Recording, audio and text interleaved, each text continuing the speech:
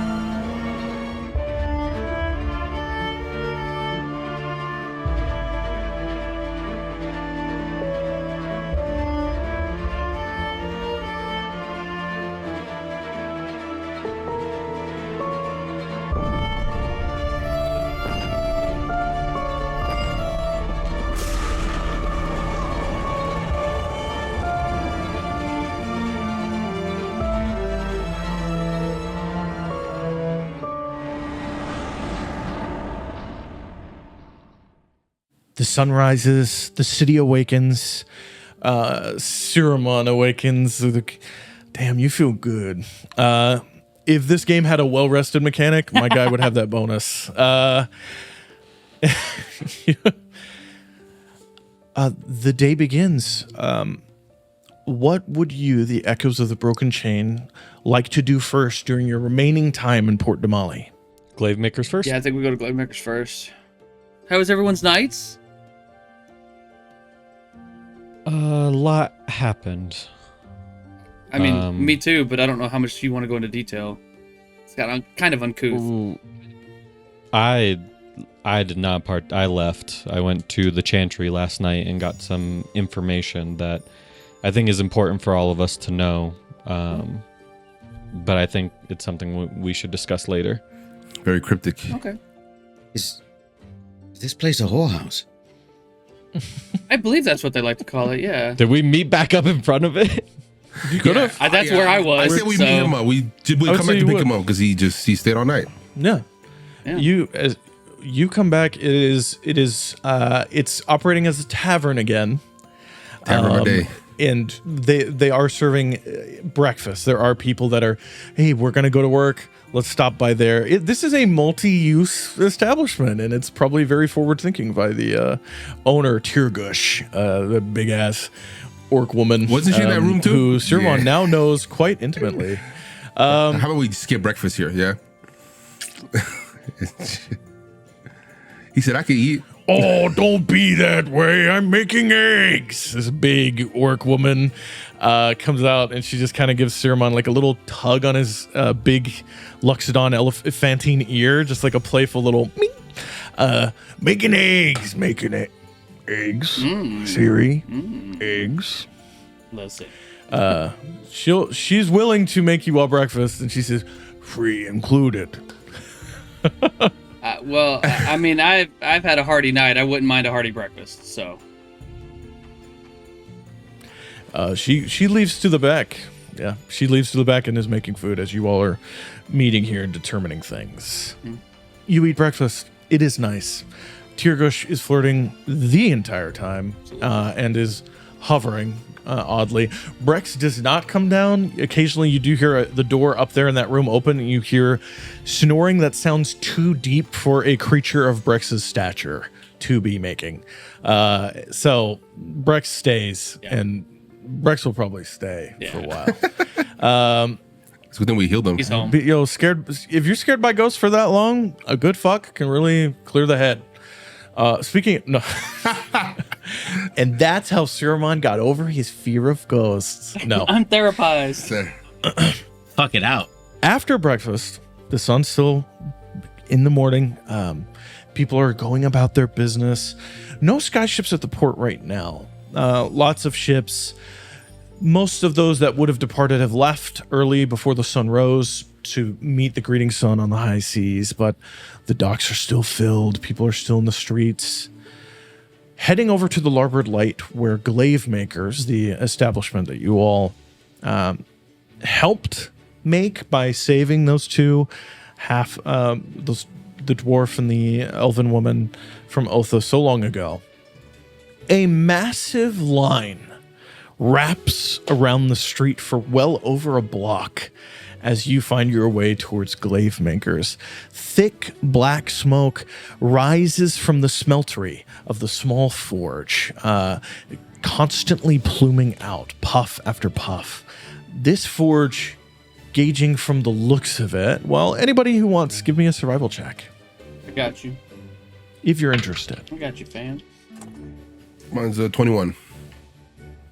7. 9.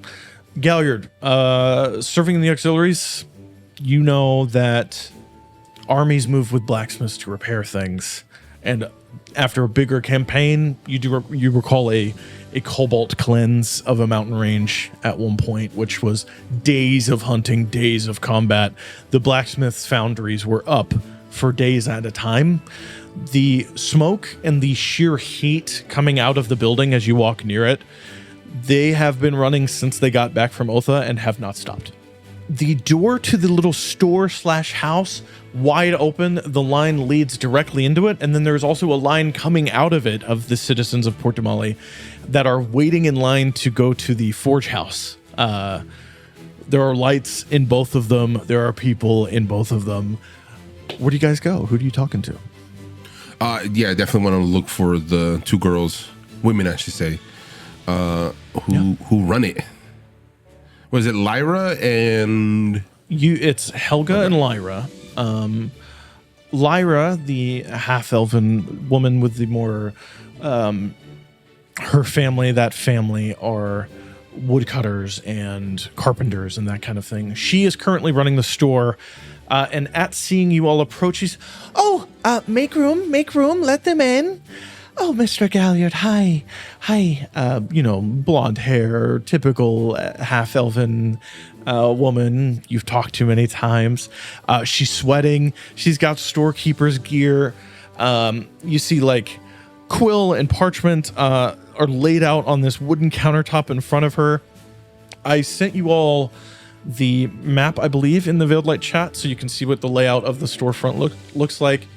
Don't worry, audience, you're seeing it right now.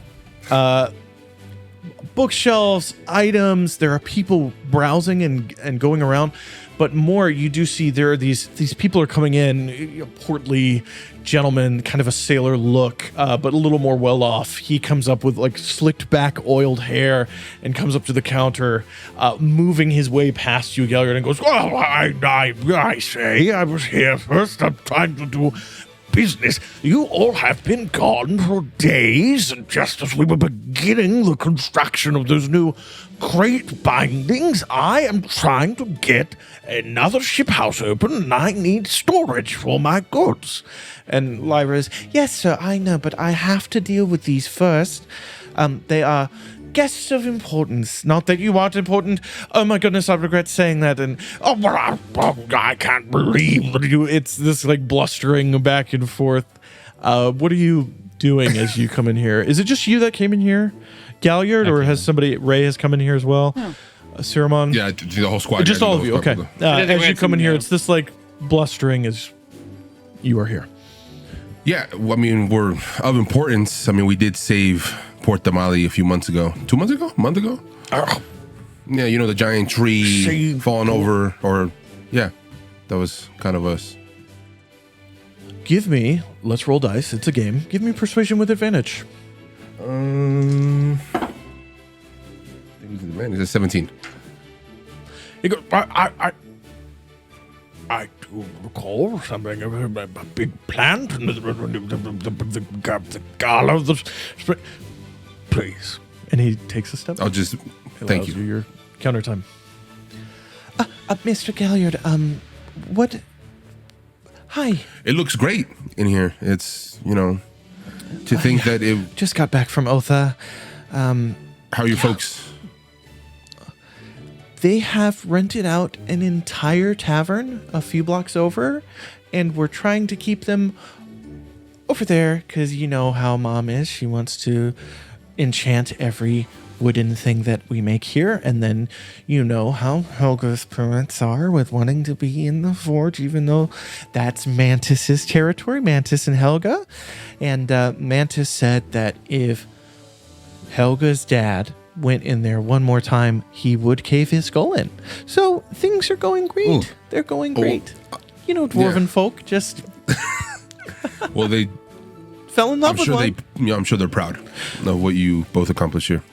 Very, very, and away from here.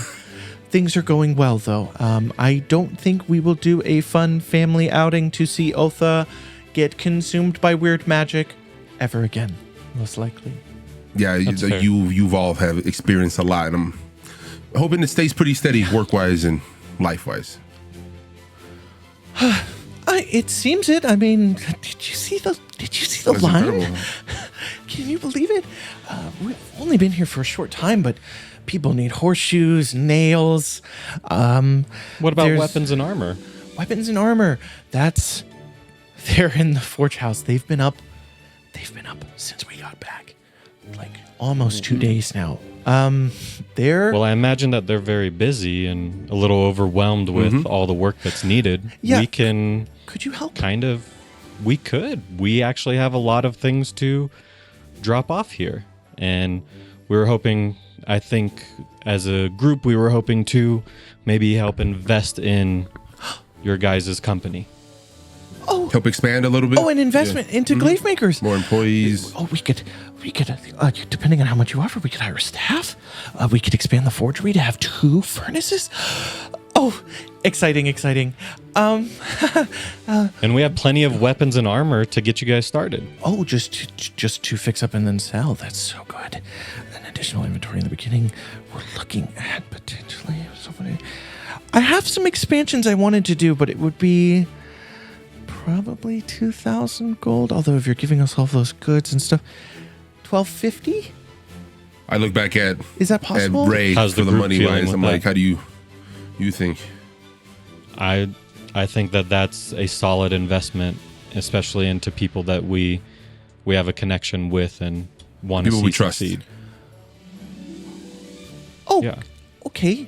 Do you have the items? If you have the items, I would give them to Helga in the other building. But if you have actually, Mr. Ray, Mr. Galliard, could you hold down the store for a moment?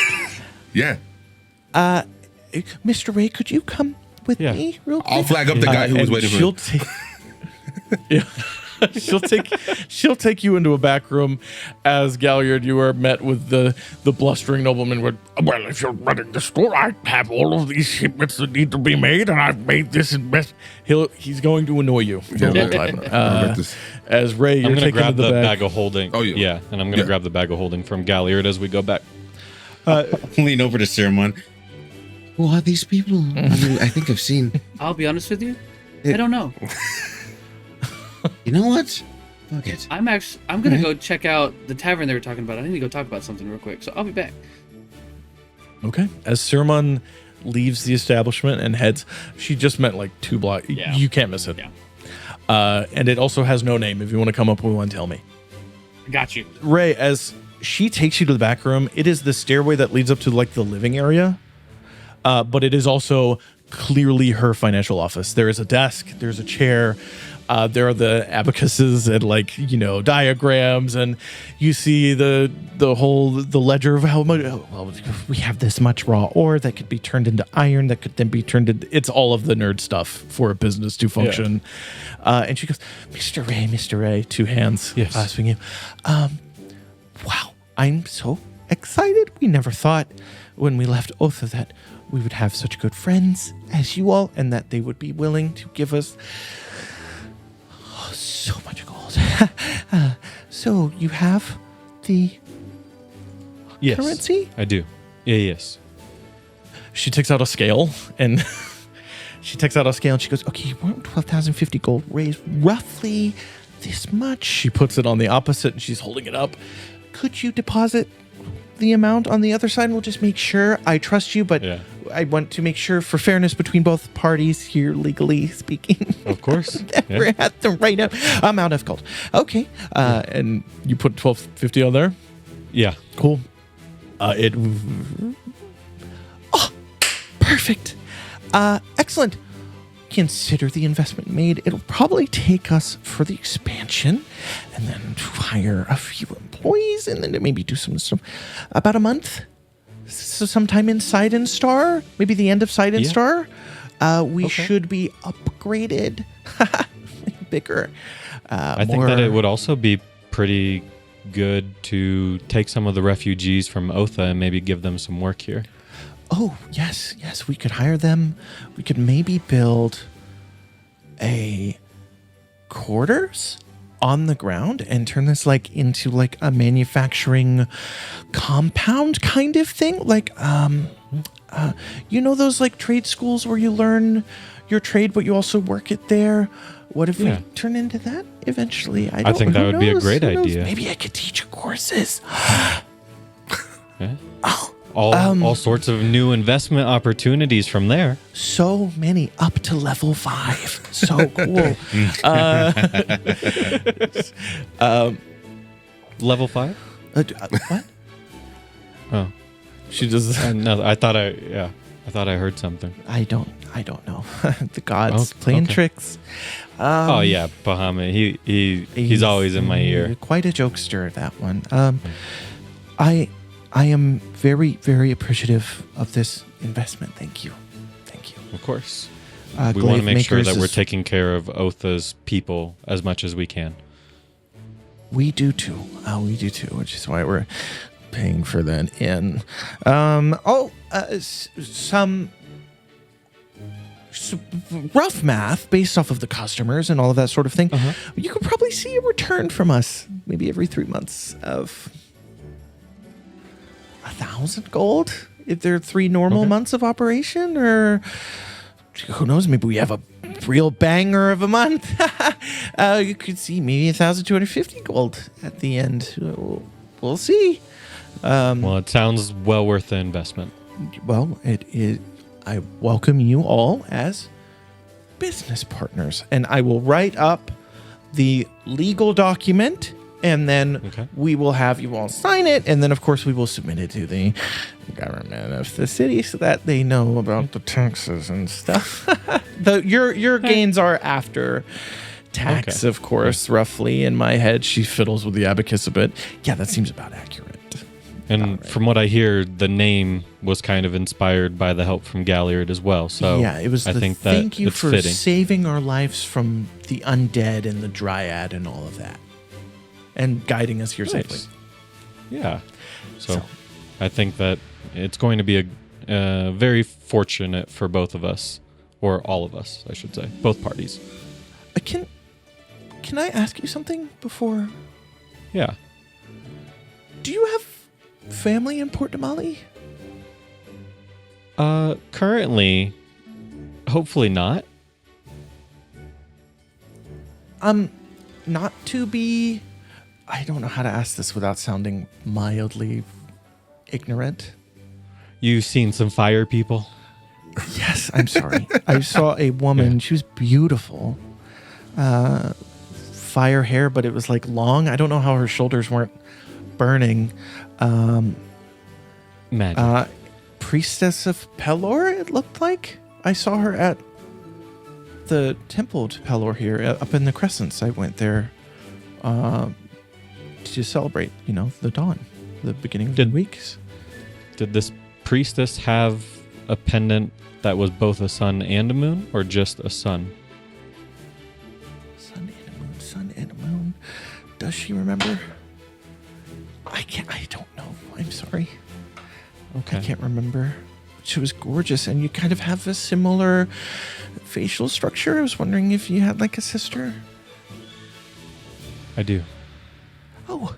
I just didn't think she was anywhere near here. she led a good service. This was when we got back. I don't know. I was just wondering. You see, she has like a little pendant of Pelor around her neck. She's kind of like, it's the unconscious, my god is here kind of thing. Well, I'll sign up the documents maybe tonight. We can figure that out, and then I will make sure to submit them to the local magister, who can then move them up the chain so that they're filed away. And I can inform the group of what that will look like for us. Yeah, and an investment like this would make you partial owners, and then future investments, your ownership share would increase. Sounds good. Cool. Well, we plan on continuing to invest in Otha and its people, so hopefully we see that pay dividends for you guys. Well, it will. Should we return to the others? Yeah, let's head back down, because we can drop off all of the armor and weapons over in the forge. The armor, where do you have it? My bag of holding. Oh my god. You just pull a big fucking piece of armor out of this little bag. Oh, no. I pulled out the bag. Yeah. I was just like, my bag of holding. The armor doesn't fit in a... You're crazy. I start pulling out one of the long swords. Okay. Cool magic stuff. Put it away. We're good. She opens the door back, and outside, the three of you have now become the targets of this gentleman's I say, when I make an investment into storage services to be put into a storehouse to then to be put onto shipments, I would hope that my priorities would be met, and it was not a small sum of silver per box, I say to all of you three here that, Are you done? Just take a deep breath. A little light. Just take a deep breath. Just haven't Yeah. haven't had water today, and If I wasn't part owner, are they being made? That's all I need to know. Are they being made? Yes. give me a persuasion or deception. the way you just said that, be fucking dead. That's so funny. 11. 11. Ah, good. By all the gods, by Pelor's grace and the light of the dawn, that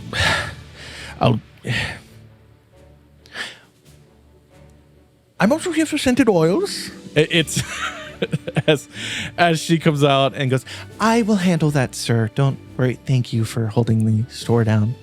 The three of you, I apologize. Did you make any sales? Well, no. He held up the whole line. Was it just him the whole time? Line, which, I would probably charge him extra. We've talked about this. We've talked about this right and bald. You can't just come in here and yell for no reason. Things are being made. Stuff is being done. Okay? And I gave you a return date, and it was not today. So, find your oils. They're on that shelf. Come back at the back of the line. I have other customers. And make sure you come back with an apology as well. And or more money. Either one's fine. Gold is an apology in itself. Thank you for coming to Glaivemakers. So, Ray, we've done investments, stuff like that. You have goods. Yes. Helga and Mantis are hard at work, but they would be delighted to see all of you in the foundry. We'll let you get to it. And I will continue. Head over there.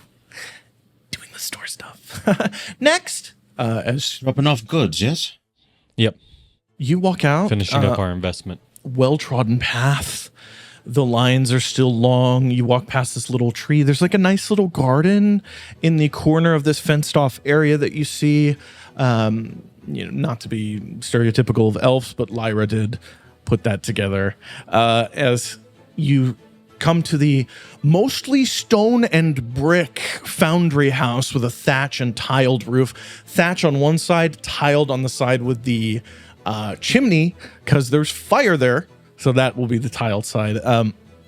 And you hear the clanking of, metal, hammer on steel, and You hear the it's so hot in here. Open another window. And you hear Helga go, there isn't another window to open. We only have the 3 windows. And it's that kind of bickering back and forth. And then you just hear this timid little voice. I'm sorry. The horseshoes that I asked for? Yeah, we'll get to you. You'd have to wait. As you all come into this dirty, cramped, hot, walking in here, 40 degrees up.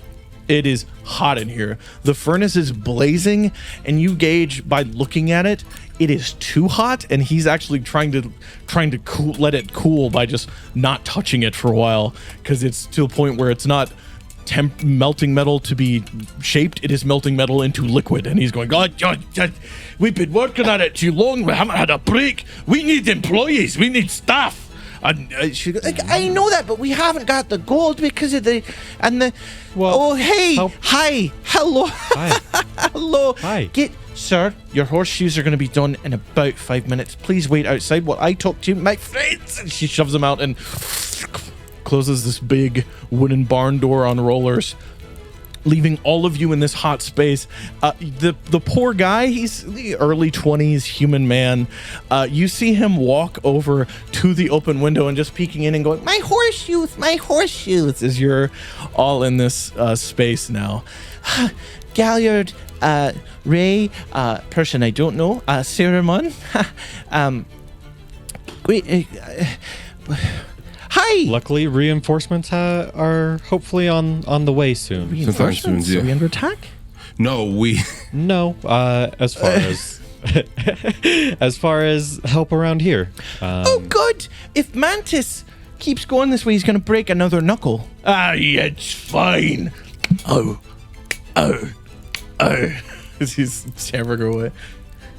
Well, we decided to make an investment in Glaivemakers, and here you guys will be expanding.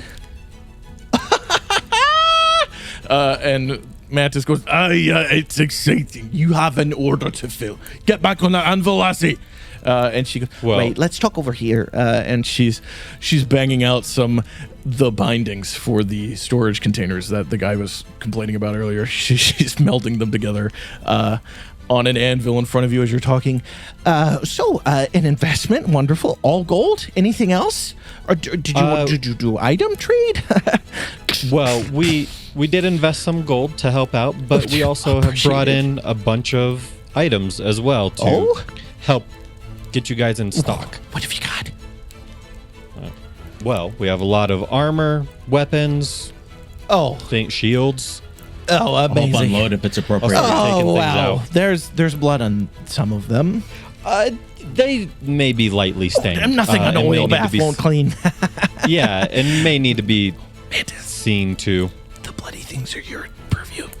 All right, get that. And this old dwarven man comes over. He takes the bloodier pieces of the armor. Right, not bad. Could be used. And he just throws them on the furnace, just on the open fire, and he goes, if they don't melt, the blood will be cleaned off. No problem. No problem at all. Well, speaking of no problems, did that's my one way to do shoes give you any problems? The boots, I mean? Shoes. The finest dwarven armor I've seen outside of the Craghammer itself. Yes, your shoes are ready.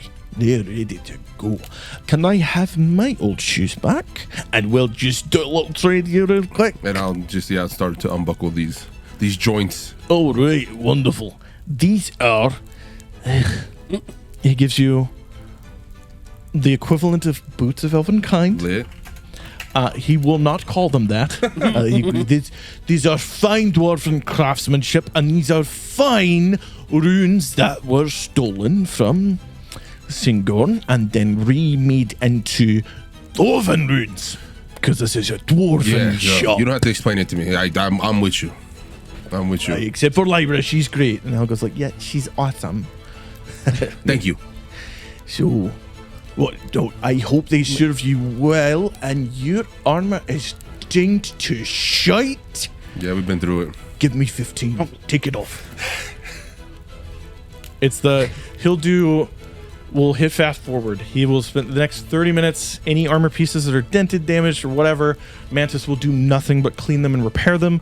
He is also of a smithy capability that even if the item is enchanted, he is capable to reshape, fix, and mend. Mantis, Aye. you look like you like a challenge. Yeah. Twinkle in his eye, stroking his beard. Hey, what have you got? He fucking whips that beard over his shoulder. Let's go, lad. Well, our last time on the way to Otha, we were out in crazy in the what happened woods. there. It was, yeah. Not even crazier, I guess, but just as crazy. Saw some things fall from the sky and walked over to an area and found some meteorite. No way you've got meteorite ore. No fucking... Not that gods couldn't place such a blessing on someone. How much? I have 3 pounds worth. 3 fucking pounds of the shite. Yeah. Oh my god, you got it now? Yes, I'll Let me pull it put out. my broken knuckle on it. It is a swollen as shit knuckle. I grab his hand first, and I do a cure wounds. I'm like, Ooh. should be feeling better. Quite nice. Now I can break it again working on this fine ore. As he takes this beautiful, deep orange, ruddy red meteorite ore with these beautiful lines of like silverine metal that are just built into it. And he goes,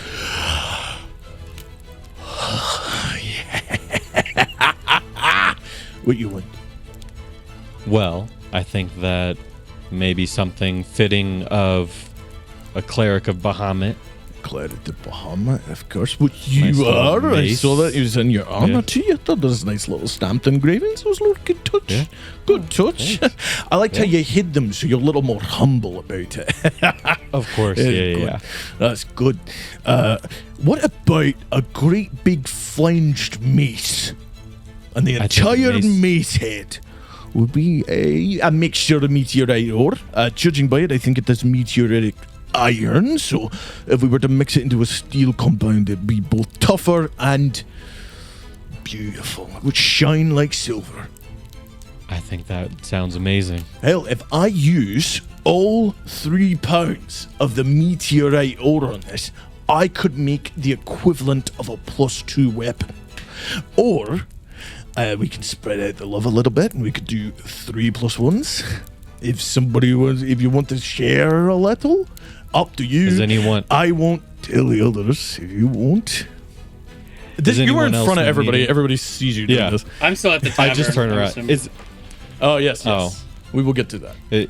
Is anyone needing a little love in the weapon department? I haven't even tried my new glaive. I'm gonna keep it $1, so I'm good actually. Yeah, if it's a +2, take it. Yeah. I'll find another. Be selfish for once.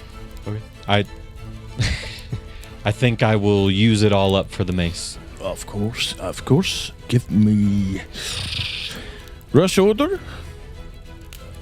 You can take your time. You got other things going I on. can take my time. Yeah. You're gonna have a fucking fine mace. You watch. I look forward to Might it. put a bit of me blood in there just to mark it. That's a joke. Don't be weird. We're not fucking cultists in here. I might put a bit of me blood in there. And he takes the meteorite and will put it away in a very special shelf right next to the open foundry that is currently, you hear a and it is the blood that is cooking off of the Hell yeah. armor pieces that he just fucking threw in there. And you watch him, no gloves, grab and pull, and you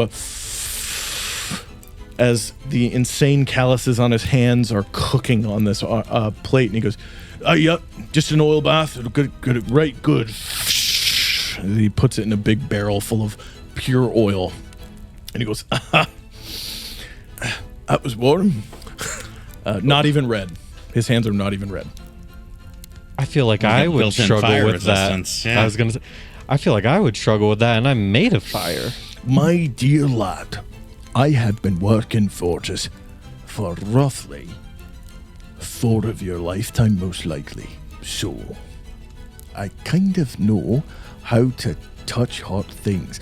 Only the parts with the calluses, if you grab it with pieces that aren't ready for it, you're gonna end up needing a priest or a hospital.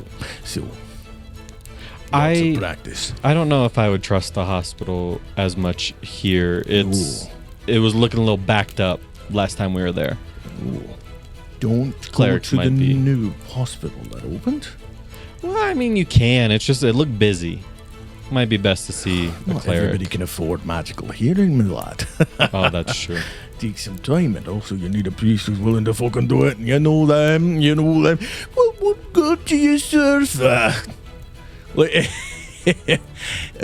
I'll make you a fine mace, and let's get started on some more projects. And you hear Helga go, "You can make a mace after you finish that order." Put a hand on. Are they near each other? Mm-hmm.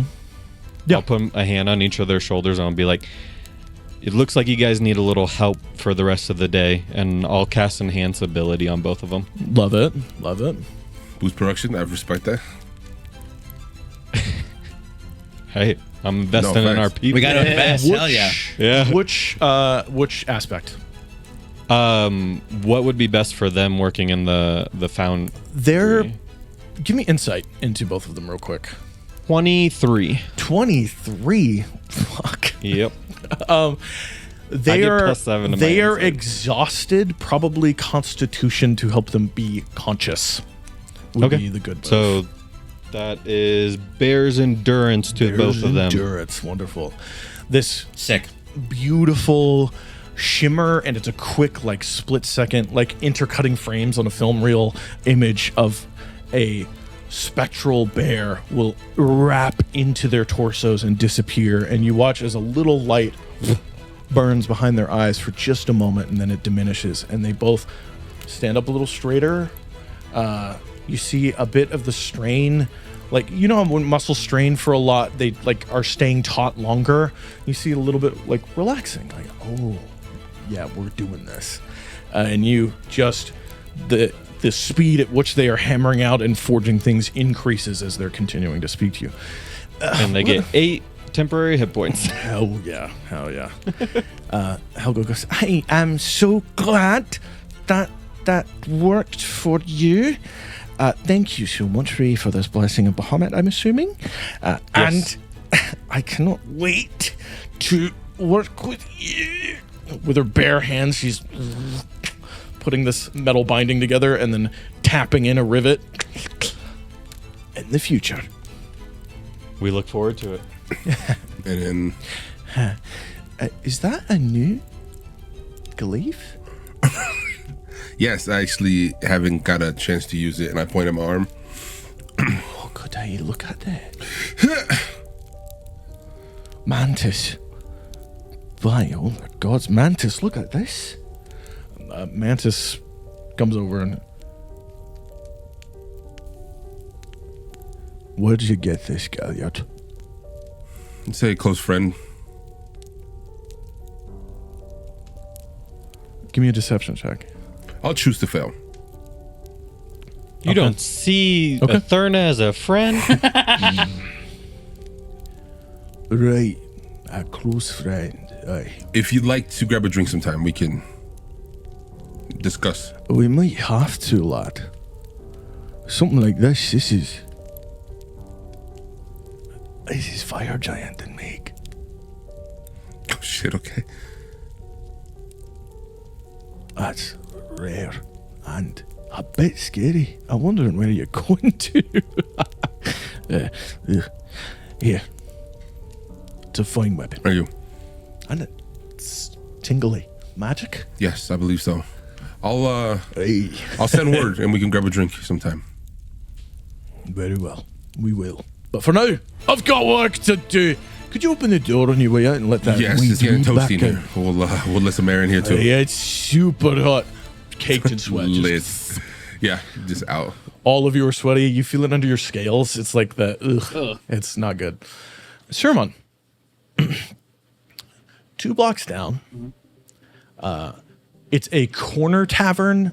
It It's on the corner of the street. It is that high medieval, like, crossed X frames on a plaster wall, kind of looking like tavern, with a little hanging sign that says what? The Sober Dwarf. The Sober Dwarf. Hell yeah. I love when my players get to DM for me. Inside, no fires. It's warm. Lots of low light is only coming in through the windows, which are wide open to let the beautiful sea air. It is such a pleasant day today in Port de Mali. I wish it was that pleasant in real life. You hear the bickering and the arguing first, and it is members of these families, the Torogs and the Oatnogs, are inside this room, and they're just, I know that craftsmanship is an art that is shared amongst all members who are craftsmen. I'm just saying that metalworking is a finer art. And then you'll hear this elder elven woman who goes, no, darling. Working with nature, having to reshape that which the gods themselves put into motion, and somehow creating something more beautiful than that which the gods forged, that is a finer art. It's that as you enter into the space. You see a few of them, kind of the younger members, do kind of look over and go, oh, I haven't seen one of yous before. It's that kind of like, I'm used to this. What are you doing? I'll go up to whoever I think is kind of in charge or looks like, because I know it's the parents of the women who are at the Glaivemakers. So I'd whoever kind of looks like them, I believe. You see a big built, slightly taller for a dwarf, man with a symbol like the hammer of the smith, the Allhammer. Oh yeah. Moradin wrapped around him, and he's got this ruffy beard, brown hair that's curled out and pulled down and back into these like long braids that he didn't do. They're too fine. Somebody else must have done that. This is Grom Oatnog. You would have known in reference his name, just by being around people who know this family. He is the patriarch of the Oatnog family. He is the master smith of the family. Okay. And then you also know the Torog family head is Eldred, who is an elven man, long, like light brown hair, sharp pointed tipped ears, kind of like a creamy, tan caramel looking skin tone. These are the stereotypes in terms of clothing of their different peoples, which is hilarious because they worked in the exact same space. They worked in the Maker Hall. Because this man, though he is elven, he has a symbol of the Moonweaver, but he also has a little small symbol of the Allhammer. He is also a craftsman. Oh, okay. And their craft is their worship. He's not the one that was arguing. The one that is arguing is Lisbeth Torog. And Lisbeth, beautiful, long, light brown hair. She's got these intricate tattoos, almost like henna tattoos, that are of these deep, different colors that scroll all the way down to her fingertips. And you see she has this like set of really fine engravings tools on her. You have heard from your like campsite communications, this woman is an enchantress, but specifically of engraved runes. Okay. Oh, perfect. Okay. So she's not a mage. She knows runecraft, and through runecraft, things inherently become magic over time. Okay. And side thing, I still have that hammer and nail from the Underdark, right? I never gave that to anybody. Okay. Yeah, as far as I'm aware, you just held on to those. I knew we mentioned I was going to give it to this family, but this is my first time meeting them. Yeah, I think I'd go up to Grom if I know that that's like the head of everything. I'd probably go up to them. He's the head of one family. Or one family, but they're the blacksmith family, and then the others are the woodworkers, carpenters, and enchanters. Okay, if I know that the enchanters are on that side of the family, I'd go up to them. So the Torogs. Yeah, okay. I would go up to the Torogs. Cool. Yeah. Liz, they're kind of like at each other's faces kind of thing as you walk up, and they both, hi. We'll deal with this in a moment. Hi. Hello. And it's Lisbeth Torog, the elven woman. Hello, a pleasure. I'm Lisbeth Torog. Yes. And this is my friend, Grom Oatnog. And Grom just kind of looks up at you. They both look up at you, but he looks up at you. Pleasure. Yeah. Nice to meet you all. Yes, I'm with Galliard and Ray, and I don't know if you know Bazza. Oh, mustard girl. Yes. We knew them. Yeah. Hey. We're kind of traveling together. He mentioned we were just, I believe, with your daughters over at the Glaivemakers, and they mentioned that one of you over here. Glaivemakers, what a name. I was hoping they'd call it Oatnogs. Oh. I was hoping they would call it Torogs then. Lame. Oh, maybe they could combine it somehow. That's neither the point. They mentioned something about someone here can do some enchantments, and I was wondering if I could ask somebody for some help. You watch as Grom goes, and he kind of like turns away.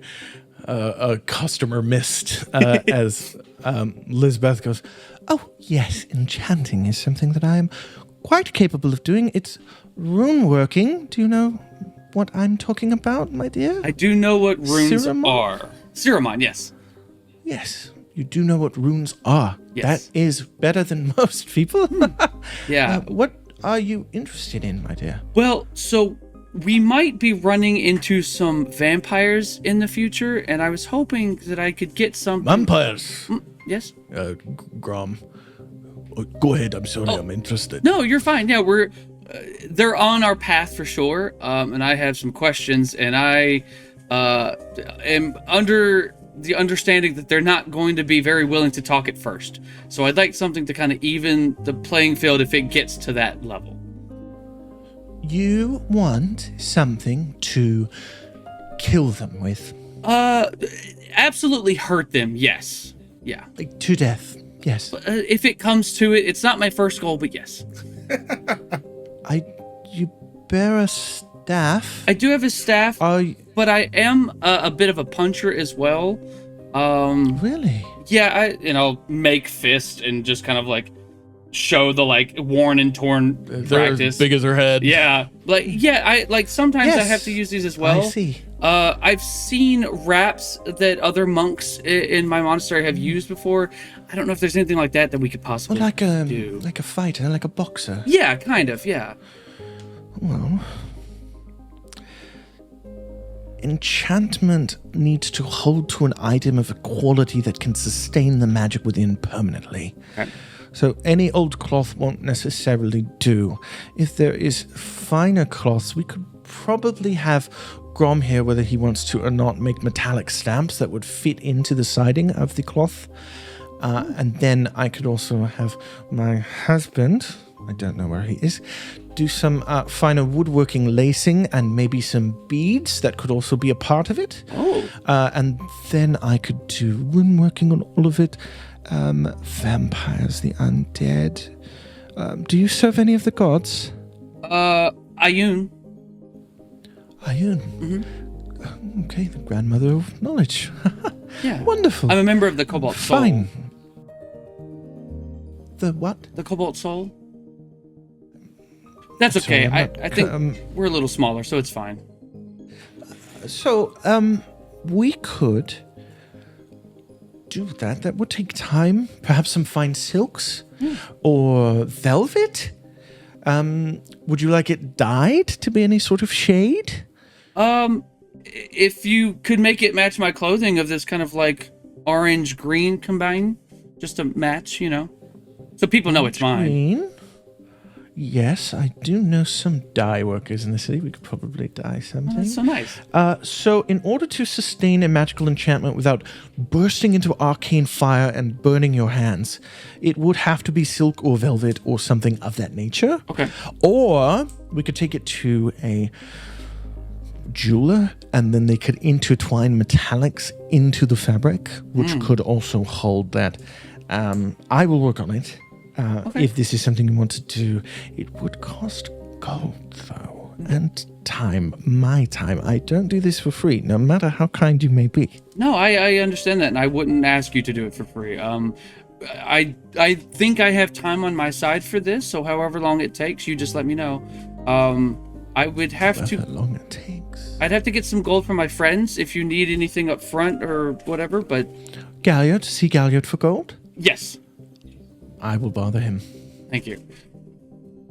I do have a silver piece and 3 copper I can give you now as kind of like a down payment. How about you hold on?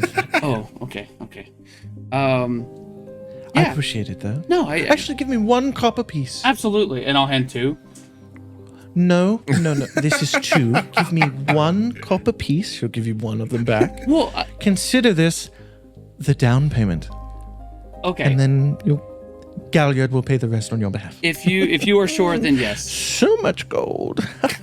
How much time are you thinking? How long would it take to get this done? Would you assume?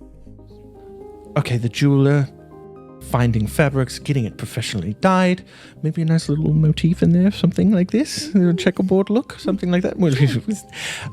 A month minimum to make something that functions. However, if you would like my family and his family, she gestures with 2 hands at Grom, which is so rude. Yeah. And his family to really do our work. If you're willing to give me 3 months, I can give to you. You would be smiting vampires left and right. Hell, any undead probably. Ooh, I do. And they could all have the wonderful symbol of Ion and maybe this cobalt soul thingy. Let me make sure to take a note of that. Cobalt I have soul, seen Galliard, whatever that is. So that would be kind of fun to do as well. Yes, wow. Yeah, the full 3 months I think would be ideal then. Like I said, I think I have time on my side for this, so that's fine with me. Time on my side. And I'll pull out the hammer and nail, and I'll look at Grom and I'll say, I did find this recently, and I did want to give it to you all, and I think this might be something of importance. I'm not sure. Were these? Can you remind your DM where these were found again? Were these the ones that were found? Yeah, it was with the timekeepers. It's where he got his dwarven armor. Correct. Yeah, this was in like a special forgery room. I remember you saying these were important things, part of like... Yes. Yeah. Cool, he takes it and he goes, ooh, as the nail is big and heavy and the hammer is big and heavy, and he goes, these are intriguing. By all the gods, is that adamantine? What the hells? I've been looking Where did you find this? I found these underground inside of an old high-level wizard's secret forgery in the ground below, almost to the Underdark. It was with a friend of mine, Ruddy Pete's. It was like in his hold area. And no one was using... Give me persuasion. Yeah, well, I mean, I'm telling the truth. I know you're telling the truth. Give me a persuasion. Okay. 7. Nature of the beast, baby. 7. 7? Yeah. All right, keep your secrets. Listen, these you could pierce dragonhide with this nail, no problem. Oh. And the hammer, you could use it to forge some of the... Well, I'll be honest, there are smiths in Craghammer who wouldn't be able to use this right. Certainly not me. Oh. These are insane. This hammer's probably older than my grandfather. This might be from ages long past. Something like that. But I'm not a historian, so I don't fucking know. So is there anything that you can do with them? I don't know if there's something that could be made out of them for my friends. Yeah, these... I do not have the means to melt down adamantine. You need a fucking core forge for that, and there's only a couple in the world. Oh, okay. These could be held onto and given to a master smith to maybe be used in the future, or honestly, giving a dwarf something like this would become a family heirloom that they keep for generations. That's how important these are, lad. Oh, okay. Then I don't tell the elf. I don't have the skills to use these properly. Okay, then I will hold on to them and find them to... You hear like a chuckle. I can hold on to them and try to find the right people. If you know of anyone that might? Mantis might know somebody, but I know Mantis. He couldn't do it either. Have you ever... There are dwarven folk, but they're kind of bisected. Mm-hmm. Do you know what a Duragar is? Yes, I've actually met one. Huh? Yeah, we were in the Underdark not too long ago and fighting a giant purple sphere or something that teleported one of my friends. Hey, give me a persuasion check. Ooh, okay, that's a 16. What? Yeah, he gave us a bunch of gold. Sure. Yeah. My daughter hangs out with your friends. Oh, well, not out on our adventures, but yeah. Oh. You'll hammer that would have been bad. You know Duragar. They tend to have access to forges with fire salt and with the blessings of the fucking fire giants. Oh, okay. They're just rude. They enslave. They're slavers. Fire giants are bad people for the most part. So just be careful if you're ever dealing with one. But if you're dealing with Duragar, are you a bad person? Should I be telling you this? No, I don't believe I'm a bad person. I do my best to be a good person. Give me a persuasion check.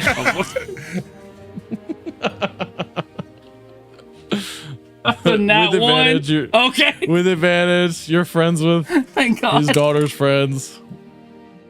It's a nat 1 and a 3 -2, so it's a 1 either way. That's crazy. He goes, you know, I don't think there's much more I could tell you about this. That's okay. And I'll hand them back. I appreciate you helping as much as you did. Right. Yeah. Right. Right. I'll look at. Have a good day, lad. Have a good Thank day. you. You too. I appreciate it. Yeah. I'll look at Eldred and I'll say, I'll let Galliard know that whenever you come up with how much it costs, to let him know, and then. Or do you already know? Dad. Well, total expenditures would probably equate to 7,000 gold. If we're doing the full... We got 3 months. Listen, we chilling. If we're doing the full thing, I could take it in installments, of course, but I would have an IOU installed on your name. Well, I guess Galliard's name, since he's the one with the gold in this situation. Galliard... And if need be, the golden chain could find him. The Galliard and the... No, I'm not threatening. I'm just saying. No, of course, this is a business, and I understand that. I'm new at business. I would like... Galliard just holds on. Did I say 7,000? I mean 7,500. That makes sense. You're going to be dying and everything, so it makes sense that it would cost a little bit more. Of course. Yeah. Yes. We may have to do installments, but I would like the IOU to be in my name, not Galliard's. Do you want to roll insight for that or no? I trust him. Awesome. Yep. 7,500 gold. I don't think Siromon knows how to do insight. That's really what it comes down to. I would like to say that the IOU would be in my name still. Galliard just kind of holds on yours to and my Galliard's money. name, of course. I will put that down. Well, I'll take the brunt of what's going on, but that's okay. And Galliard. But yeah, we may have to do installments. Then I'll make a little note here. Darling, Galliard Drystan. Remember the name. Yes, wonderful. And Siromon, last name? I don't have one. But I'll be honest with you, I'm not hard to Siromon from where are you from, my dear? Marquette. Siromon of Marquette. Oh, is that my last name? There you go. Did you know you could do that? I didn't actually. Should I start doing that? You could just say where you're from. A lot of family names are just where they're originally from. Oh. That's interesting. A lot of monks don't have last names, so I guess that's just something I've never thought about. Really? At least not. We'll have to talk about that later when you pay your first installment. Oh, absolutely. What do you think? Absolutely. Yeah. Let's see, 7,500 gold. Let's do the big one first. How about 3,500 gold for the first installment? Again, Galliard would have the money, or my group would have the money. Oh. So I'll have to go talk with them. But if you don't start on it until you get paid. Where are they? They're currently at the Glaivemakers. They are currently at my daughter's place. Well, I think I can just walk right over there and have a conversation. Let's go talk. Yeah, absolutely. Why don't we? As the rest of you are leaving the furnace, your tasks done here, going, yes, on to the next thing. Siromon is led by the hand by an elven woman whom, Galliard, you immediately recognize to be Lyra's mother and the actual head of the Torog family. As she comes around the corner, heads through the garden, pushes people in the line out of the way, and walks straight up to you, all of your friends aside, and goes, Galliard Drystan, you owe me gold for a project that your friend here, Siromon from Marquette, has just commissioned. I did want to, I was going to try and talk to you first, but this kind of is just happening faster than expected. And not even a hello first, huh? Hello. It's too late. Money is something that is used to pay for goods and services, of which I am providing for the next 3 months. Now, we have talked about an installment plan, if that's something that you could do as well. I have heard that you are the coin purse for this little transaction here. So, because your friend here said so out of his mouth. So, the total expenditures for the project as a whole currently equate to around 7,650 gold. What are you getting made? That's a little higher than I thought, but I'm asking for some like special wraps that I can use to fight the vampires whenever we get involved with them a little. Cool. He's not fighting the price change. That is 7,000. I mean, I said out loud that was more expensive than what they said. Do you want to insight check as a result of that? Well, actually, before we do that, are we inside the Are we inside? You are in like the cute little. You're in the little courtyard area that separates the two buildings. Yep. Do you want to be inside? Do you want to call for Lyra? No, I would just say something along the lines of like, okay, well, being a part owner of Glaivemakers, I will, I want to discuss with your daughter to see, making sure the prices are fair after all. Of course. Let's do that then. That'd be great. Shall Yes. we? Lyra! And she goes first. Tough. And she goes. While she leaves, I'm gonna actually. What did no, listen. I didn't know it was gonna be this expensive. This is what I wanted don't this let session them to buy be. anything else, and I go forward and I follow her inside. No, Gally. Okay, well. This is why he doesn't hold the him money. not getting a How much chance money to, do you have right now? Dad, I put Robux on the credit card. This is incredible. As Lisbeth goes in, the moment you enter in behind her, Galliard, she goes, all right, we're closing for a quick break. Everybody out. Thank you. And Lyra goes, Mother, what are you? Oh, no. Did somebody make a deal with you? Yes. Out, please. Out. And you see that blustering gentleman with a nice little basket full of scented oils. And my wife would absolutely love these. She's pushed out of the door, and the door is closed, and then locked, and then locked, and then locked. So, Lyra, your friend outside, and she kind of leans out the window, and the three of you outside see her point directly at Siromon. Your friend outside decided to commission both of the families for a project, and you know the joint family fees.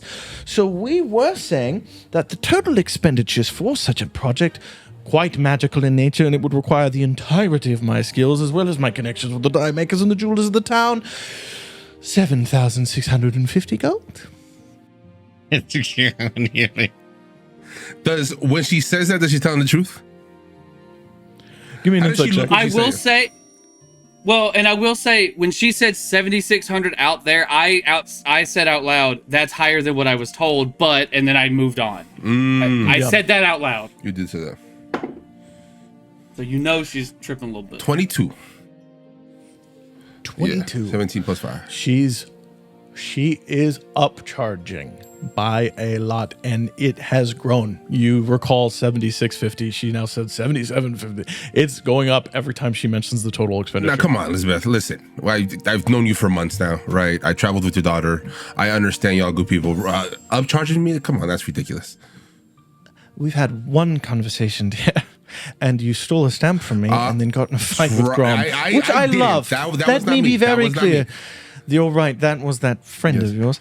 Who's from the city, by the way, if you want to look for him. But go ahead. Is he really?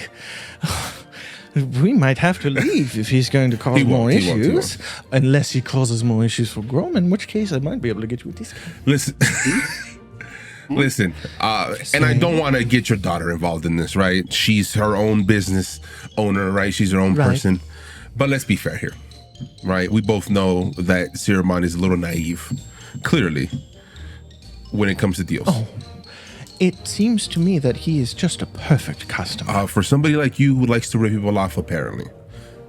Excuse me, I know what I am worth. I am simply charging what I need to have a little savings set aside. Now, your daughter has worked with you her whole life, I'm assuming, right? So why don't you break it down? Right, my dear? So why don't you break it down and let me know what exactly is going to be made, and then we'll see what she thinks as far as the price goes. I am a part owner of the Glaivemakers now, so I trust her judgment and her... Part owner, that has been mentioned to me. And Lyra goes, yes, we did the document's not signed yet, but the agreement is made and the gold has been given before you get involved. You don't get a share, Mother. Oh, I don't want one, darling. It's your business. Yes. Mother, what exactly did he ask for? Okay. He asked for divine wraps, which would require fabric of a fine nature to be interlaid with fine metallics from a jeweler, a professional in the field, dyed. Also, we would have to make wooden tokens to withhold some of the magic, as well as metallic tokens made by the Nog family to be emblazoned into and stamped into the wraps to give them a permanent magical enchantment of great power and also of divine nature, which would mean that we will have to consult with numerous different priests so that they can bless each of the different runes with the ability to do increased, I believe the rough term he used was damage against the undead specifically, and you won't believe this, my dear daughter, vampires. I mean, that sounds like, in all honesty, an 8,500 gold job to me. And Lyra goes, Mother, you know that is 6,500 gold at best. Let me do the math. And she just goes into the office, and her mother goes to follow, and she goes, no, stay with Galliard. And she goes back and closes the door and leaves you and Lisbeth there awkwardly for kind of a few minutes. She looks around, she goes, do you need anything else enchanted or just him? No, I think if I need something enchanted, I might talk to your daughter first. After all, we're business partners, and, you know, she's clearly grown up to be a strong Perfectly person. fair. Yeah. Makes so much sense. I mean, you're invested in the company. Why wouldn't you buy from it? Also, I know I said thank you before, but thanks again for the fixing up the skin of many faces. It looks a lot better than it did before. It was disgusting. Absolutely. Yes. If you ever want to give it back to me for an extended period of time, I can probably have it professionally sealed so that it would be enwrapped within something else, but then the magic would still function so that you're not carrying around. That is a dwarven ear, my dear. There is an ear right there. It's gross, even after the work we've done. Yeah, we could talk about that. Of course we could. How long would it take? The full 8,500. Come on. Then I'll just include that in. Little throw in there deal. I'm joking, of course. Mother, 67.50. 67.50. That works for me. What kind of installment plan are we looking at? Up front right now? How much? Could we pay it in thirds or quarters? I just need money to get the expenditure started. Quarters will work best. And then we will run out of money after a point. Quarters will work best. So if you want to give me a quarter now, I can get a quarter of it done. A quarter of it will work, and then if and when we get the rest of the money, we can pay off the rest when it comes. Okay. Cool. How much is a quarter? Because I'm also terrible at math. 1688. I will give her 1688 gold. Very well. Very That wonderful. Siromon will pay me back with his share. Yes. Yes. All right. I'll save us money on the adventure, I promise. 1 quarter payment. And I will take that. I'll pull it out. A wonderful. She goes, where's my money? Takes it. Wonderful, wonderful, wonderful. I will begin that project immediately. They're going to be beautiful. They're going to be wonderful works of art. Lisbeth, love you, darling. And she leaves. I'll look back at her and be like, hey, I'm sorry to drag you into it.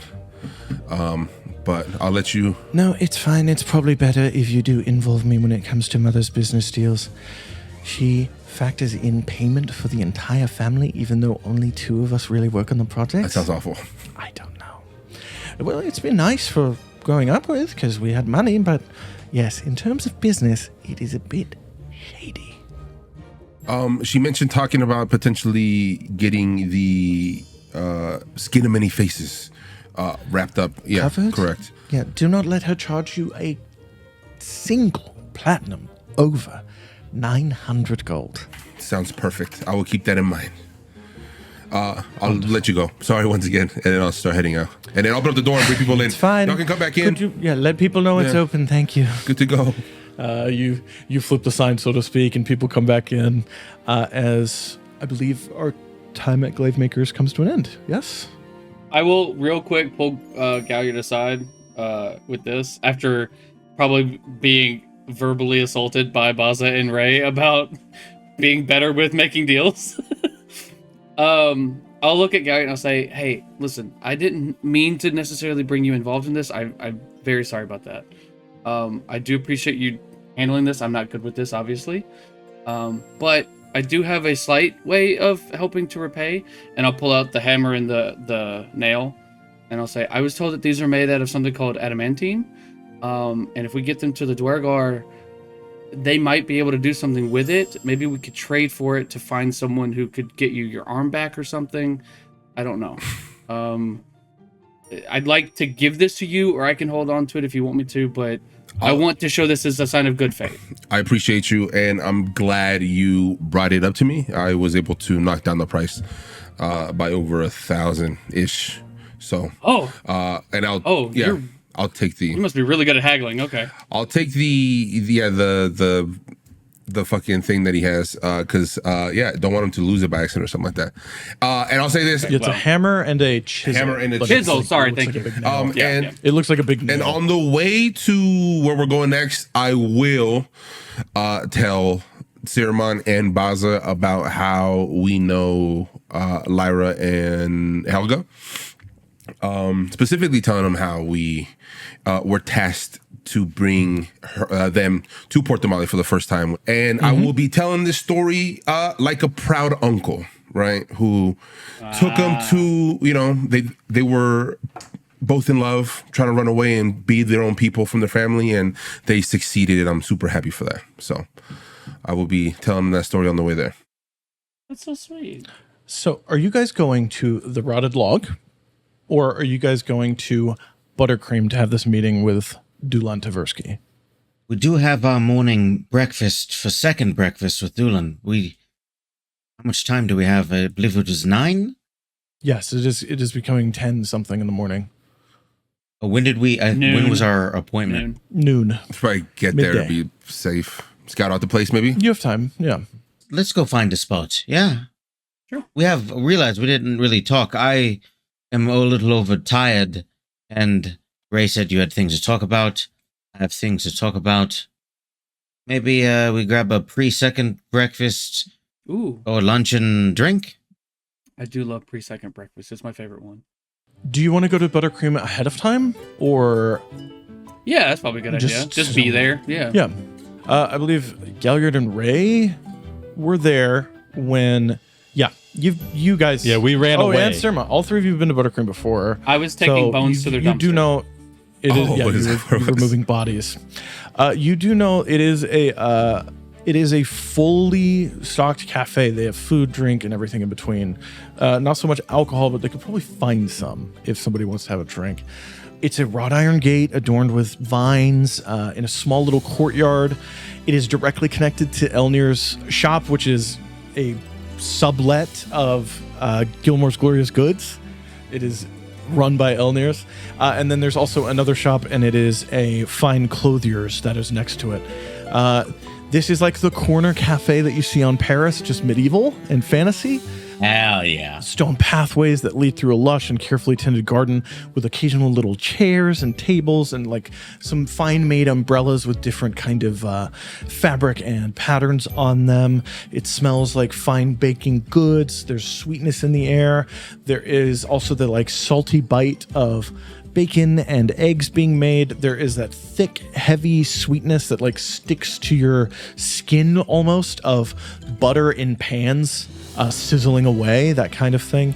Through the rustic, beautiful little wooden door, you do see a small kind of group of people in here are working away and having a wonderful little time.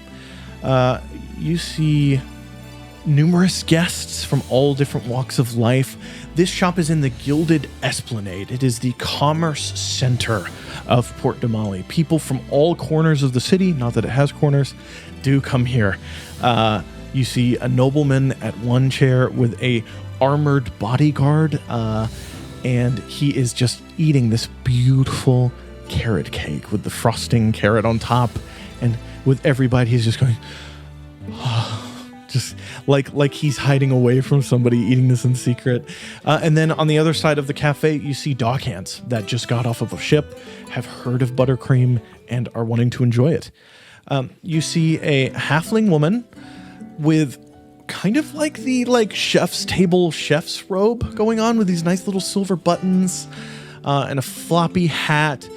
She is covered in a stain of butter that she's dabbing out as she comes out of the kitchen.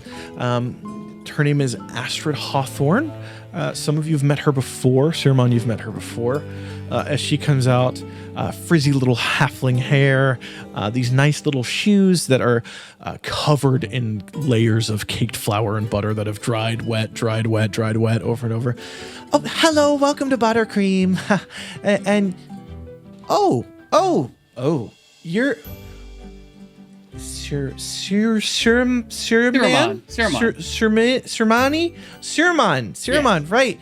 Last time you were here, you were escorted out by the guards, but you know Chef.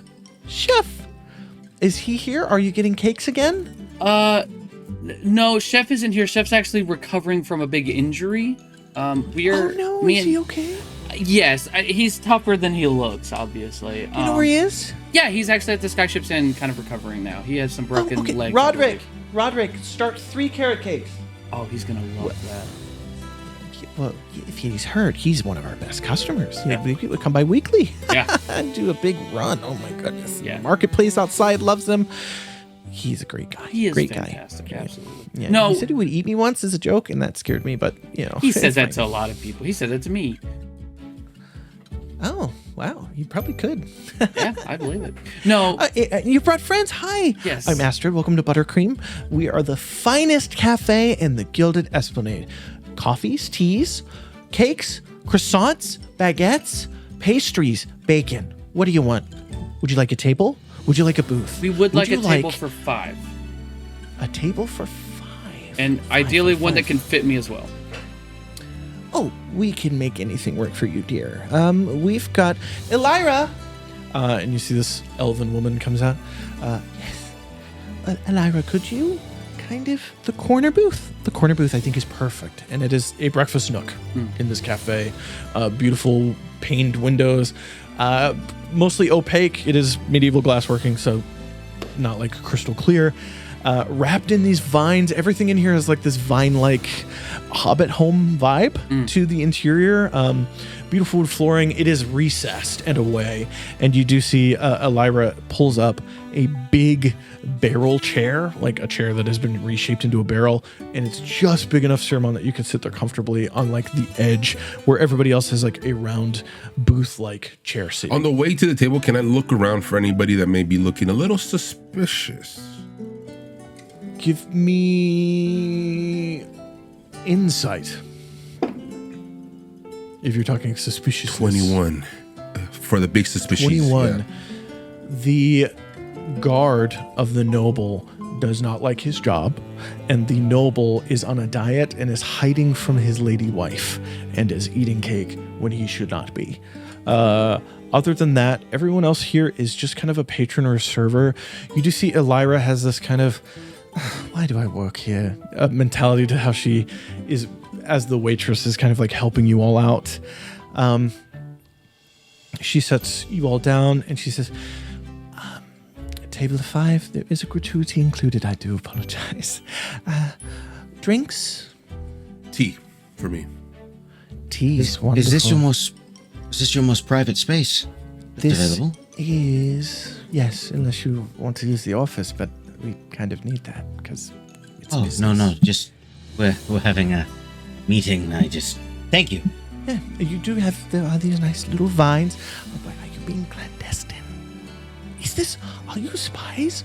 No, absolutely No, not. just a business. I'm getting my head early. Okay, that's crazy. Give me a perception, Bazza. And she's confused, so you get advantage. 4. Awesome. She goes, okay, spies, wonderful. Tea, hibiscus, will that do, or jasmine? Hibiscus for me, please. Hibiscus, cafe, Okay, jasmine. food, jasmine, anything. She takes your order, and she will leave. I will roleplay that, but she will leave. Whatever you guys want will eventually be brought to you, but you have the table for about an hour left before Dulan Tversky is said to show up. Perfect.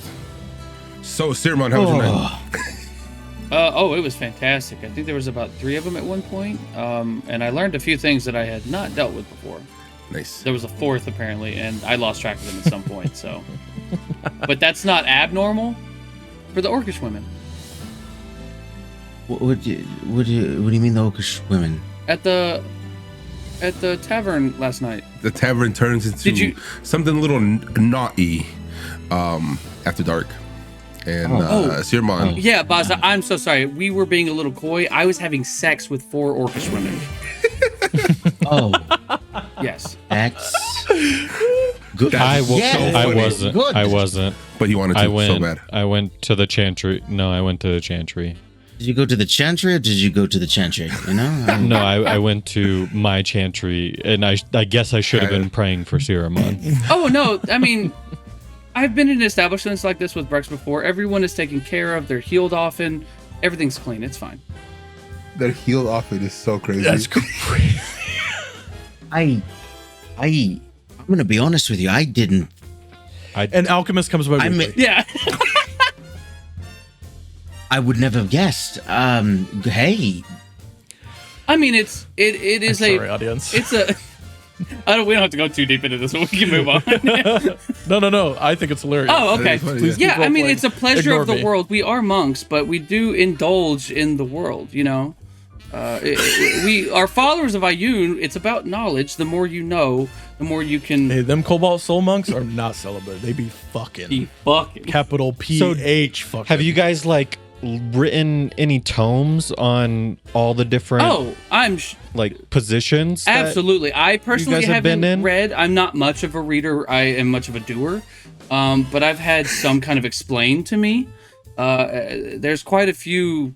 I mean, I could bring some to you from the library if you'd like to check them out. No. What is the name of that tome? I gotta get creative. I just would like to know. This is where I don't- If you said Yeah. I'm not much of a reader, I'm much of a doer. If this was a movie, this is where we hard cut to you just getting ridden for like a second, and then it cuts back. It's just cut back. I am not going to make a fantasy name for the Kama Sutra because I feel like that's racist. So we're gonna say I make Don't one do up, and we move on. there's a tome. Oh, absolutely. Okay, I will. Yes, I there make a is. clear note. Did you not Helemont's see that Guide. in your? Helemont's Guide to the 43 Positions of Pleasure. I love that. Did you not see that in your research last night, Bazza?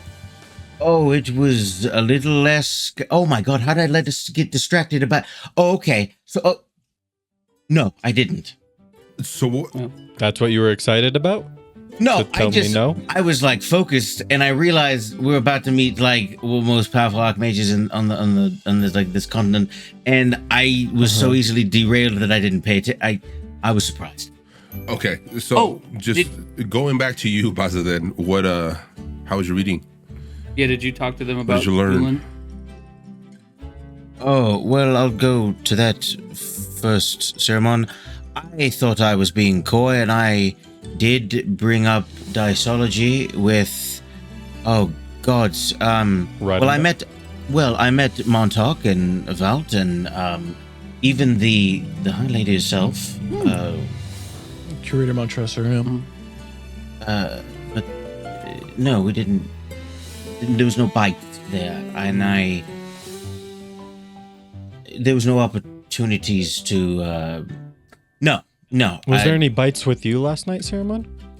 I did a little bit of research, but I left actually kind of quickly to leave Bazza alone to try. We made the deal. He was going to bring up Dulon and see what came out of it. So I left and did separate research and then went to the Dowdries and had my night. So if they didn't react to the Diceology, or whatever it's called, is that no? always... I didn't bring up her specifically. But was there any reaction to? If she's none at all.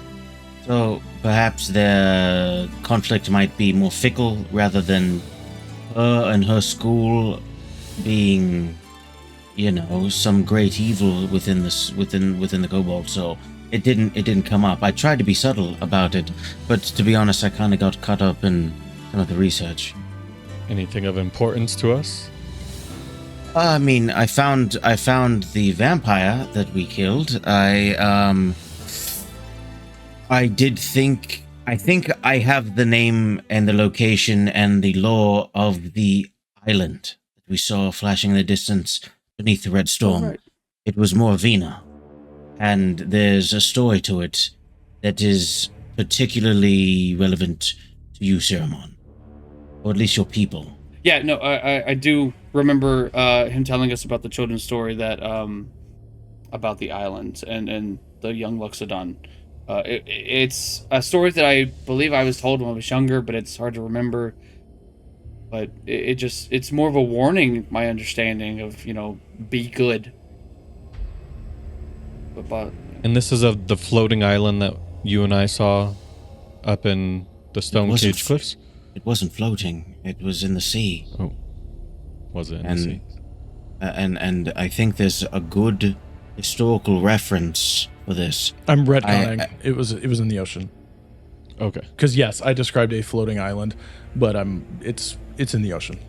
And this story, at least, was written and spoken since the divergence. This is old. This location, if it was real, it does stand to reason that it would be spoken about in legend in this way. And considering how old all the other chains are, it makes sense that this is tied to blood then. There is also a larger problem with blood. We have what I think is his last name. As far as trying to find him, and there was some redaction in records coming out of Marquette that were coming from the Cobalt sold from Rexington. Meaning, Siromon, there might be something somewhere is compromised. I will let you speak, or, refer you back to the Scribe Vault, but this is confirmed. You can speak to the High Lady herself. Well, maybe that's why she's looking for the information in the Cobalt Soul. You mean Dulon? Yeah. Dulon didn't even know about, blood or magic, or the names or the namesakes. So I do doubt it, and I do still think that her motivations are likely within her sphere. But we're here to talk about, compromising the Cobalt Soul somewhat. I was only able to confirm that she wasn't reviled by her school of study by name. That's all I could do. Then I think we need to bring all of this to Curator Montresor. We need to mention So then are we even prepared to have this conversation today then? with... Well, this is it. You mean with Dulon? We've rescheduled already. I can run to the monastery right now, to the library, and I can give all this information, and I can be back before the hour's over. I guarantee That's it. true. I would say only about 20 minutes have passed. He could double dash, full sprint, get there. Blurb. Siromon, what if she doesn't want this to happen? And what if what is offered by Dulon as someone who rubs shoulders with magic? What if what she has to offer is more valuable than this? My concern, though, is if we're also trying to go to Rexentrum, because they... Oh, I think I mentioned this already, but they do have teleportation to Rexentrum, and we need to go there. Sorry if I didn't mention that already, but we do have that, and it's free, since we're all friends of the library. If there is an issue in Rexentrum, we need to go before we teleport there. If there is someone who has... Because we are monks, but we are people. If there is someone who has twisted their order and loyalty, then that needs to be made aware so that can be taken care of. So at least I need to tell them about that. Well, last night, she's aware of inconsistency in records. I did bring that to her attention. What I didn't do is say that Caius and I'll, lean in. I'm just magic and perhaps blood, and the name that he goes by is what is redacted from the records. In order to fill her in, we would have to give her a whole lot of knowledge. A whole lot. I guess I am concerned with why we're okay with protecting one library but not another. I would like to protect both. Then I need to tell them. All right, if you're willing to lose this. I don't want to make anything harder for us. I also don't want to possibly put innocent people in harm's way for no reason. I think we lose this opportunity for now, but if she looks into the information that I challenged her on last night, and she finds something, I don't doubt that she will have some desire to work with us towards taking magic. And what if she doesn't down. find anything? What then? Then she wasn't going to help us. We're taking him down regardless. Yeah, she wasn't going to help us either way. You think a mage, perhaps as powerful as Caius himself, after being bothered by people the likes of us, after being spurned twice, that's a good way to start that relationship. He's actually a little more dangerous than we thought. I'm not going to tell you guys how I came across some information, but he has a nickname as a dragon slayer. Oh. Caius? Yep. I mean, is that so uncommon that he and some group of wizards struck down a dragon? I imagine that's common in lore, right? I think it was much more than just a dragon. There are some people who used to be a part of an adventuring party of people I know from the Chantry of Bahamut. They would like us to meet them. And I'll look around really quick. Can I throw up Detect Magic and see if I see anything? Ooh, good call. There is 1 point that is glowing, and it's on the countertop near the kitchen, and it is like a coffee maker, French press. You gauge that it is enchanted with conjuration magic. Oh, you know what? It wouldn't be. It'd be conjuration and transmutation. Is those two? Because I was going to say, I have access to a spell called Clairvoyance, I think, that allows me to put like a point to kind of like watch.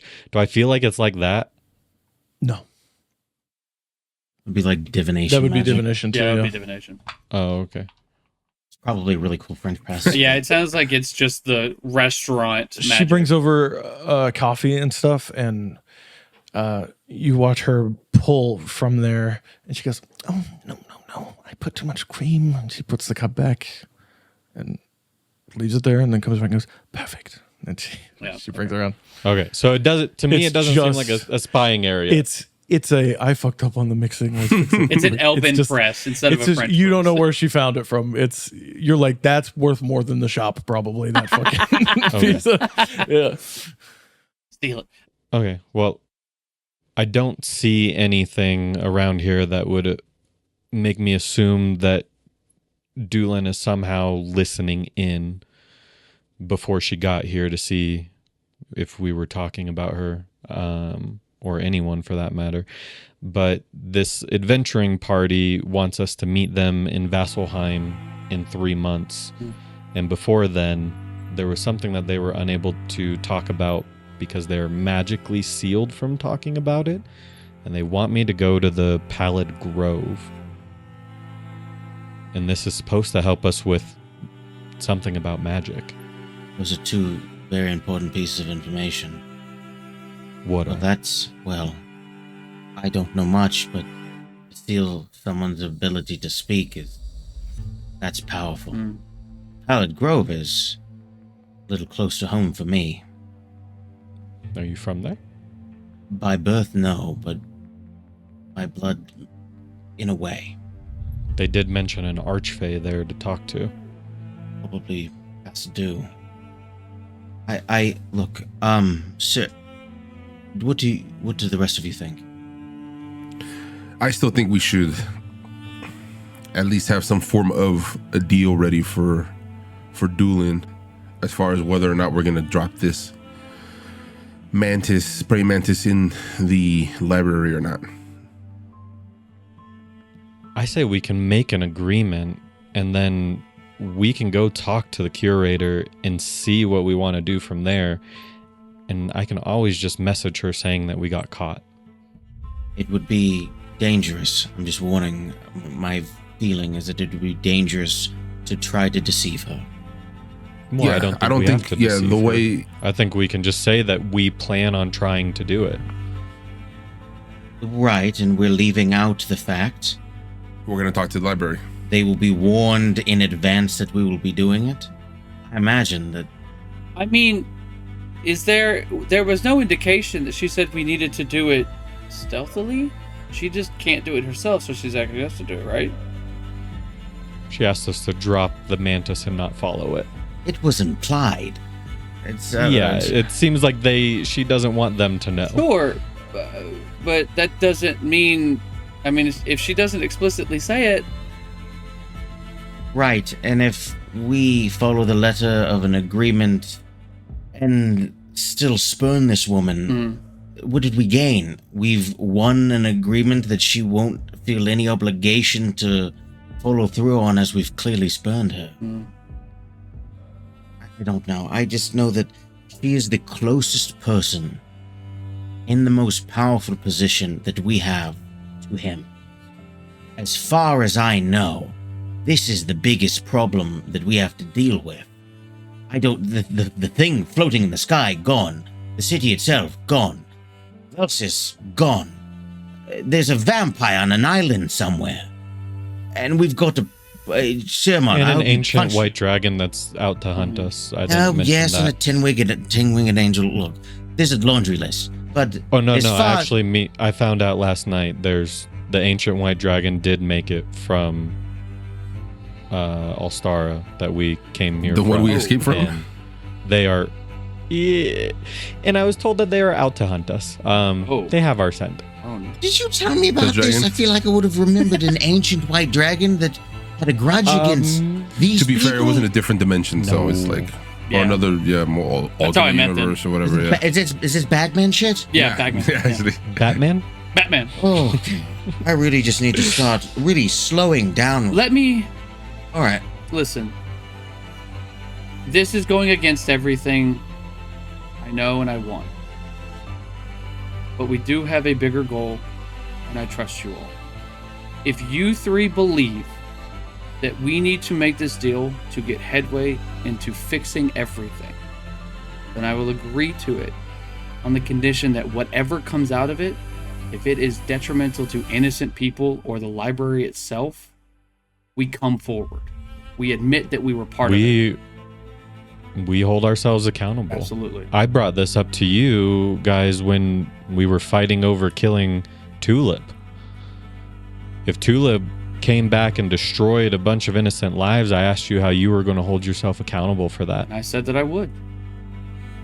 I think that we hold ourselves accountable for it now. If we do this and it puts innocent lives at stake, we hold ourselves accountable for that. That's all I ask. So then we don't tell the library And- about the mantis. Make a deal.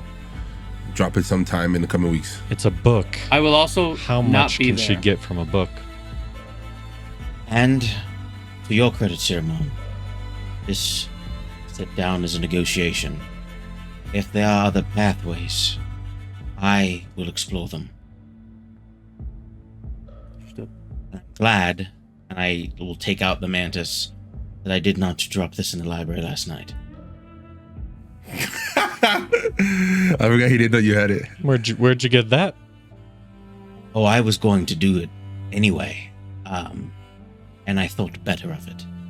And I'm sorry, but really, not really, because it led me here, and this was something that was important and I needed to discover for myself. Siromon, you're rubbing off on me. No, that was last night. I will stand up as I see the praying mantis. I will put my hand on your shoulder and I'll say, "What matters is that you didn't, and I'm glad. I'm going to need a minute, and I'm going to walk out of the shop." It is a normal day outside as he walks out, and the waitress comes back with a cake and sees him leaving and goes, "Oh, but He'll be back. okay." She sets down a carrot cake. You were waiting for a fifth? She should be here soon. Yes. Any minute now. Okay. Do you know what they might, some coffee for them, maybe? Jasmine tea for them as well. All right. She leaves to get that. How long do you stay out there, Siromon? How much longer left until the hour's up or whatever? Y'all been talking for a while. You're like under 20 minutes left. I think I would spend the entire time across the street, wherever there might be like a seating spot. If there's not, I'll just sit up against a wall. There are. Yeah. There's also that little marketplace that you've been to with Chef as well. Yeah, then I would just find a place to sit and just kind of think to myself for the rest of the time. Once I see Villan showing up, I think that's when I would get up and walk back towards the shop. Some time passes. And then you hear the ching of the door opening. A small gnomish woman walks in, frizzed hair. She's got kind of a monocle on this time and is looking around with it and going, "Ah!" And she takes it out and puts it in a pocket. Blue robes, red overlay on the top half near her shoulders, gold colored fabric embroidery, not gold, but colored fabric. She comes over and goes, hello, good to see you all again. May I sit here with you? Of course. Wonderful. And she hops herself up. Oh, cake. Wonderful. What kind of cake is it? And she points at it and it cuts and then floats onto a little plate. Carrot. Delicious. Delicious. Buttercream always has the finest pastries. Dude, it's fantastic. Hello there, my dear friend. Siromon, all of you. You wanted to postpone our conversation to now, so I believe we should have it. The postponement was for you all to get your heads together, I believe, right? Have you come to a decision in relation to my offer? I'll just We look agree. at Bazza, yeah. In large part, yes. We were curious if during the time since we've spoken in this, I guess afternoon, at noon, whether or not you've been able to investigate or confirm any of the things that we've said to you. I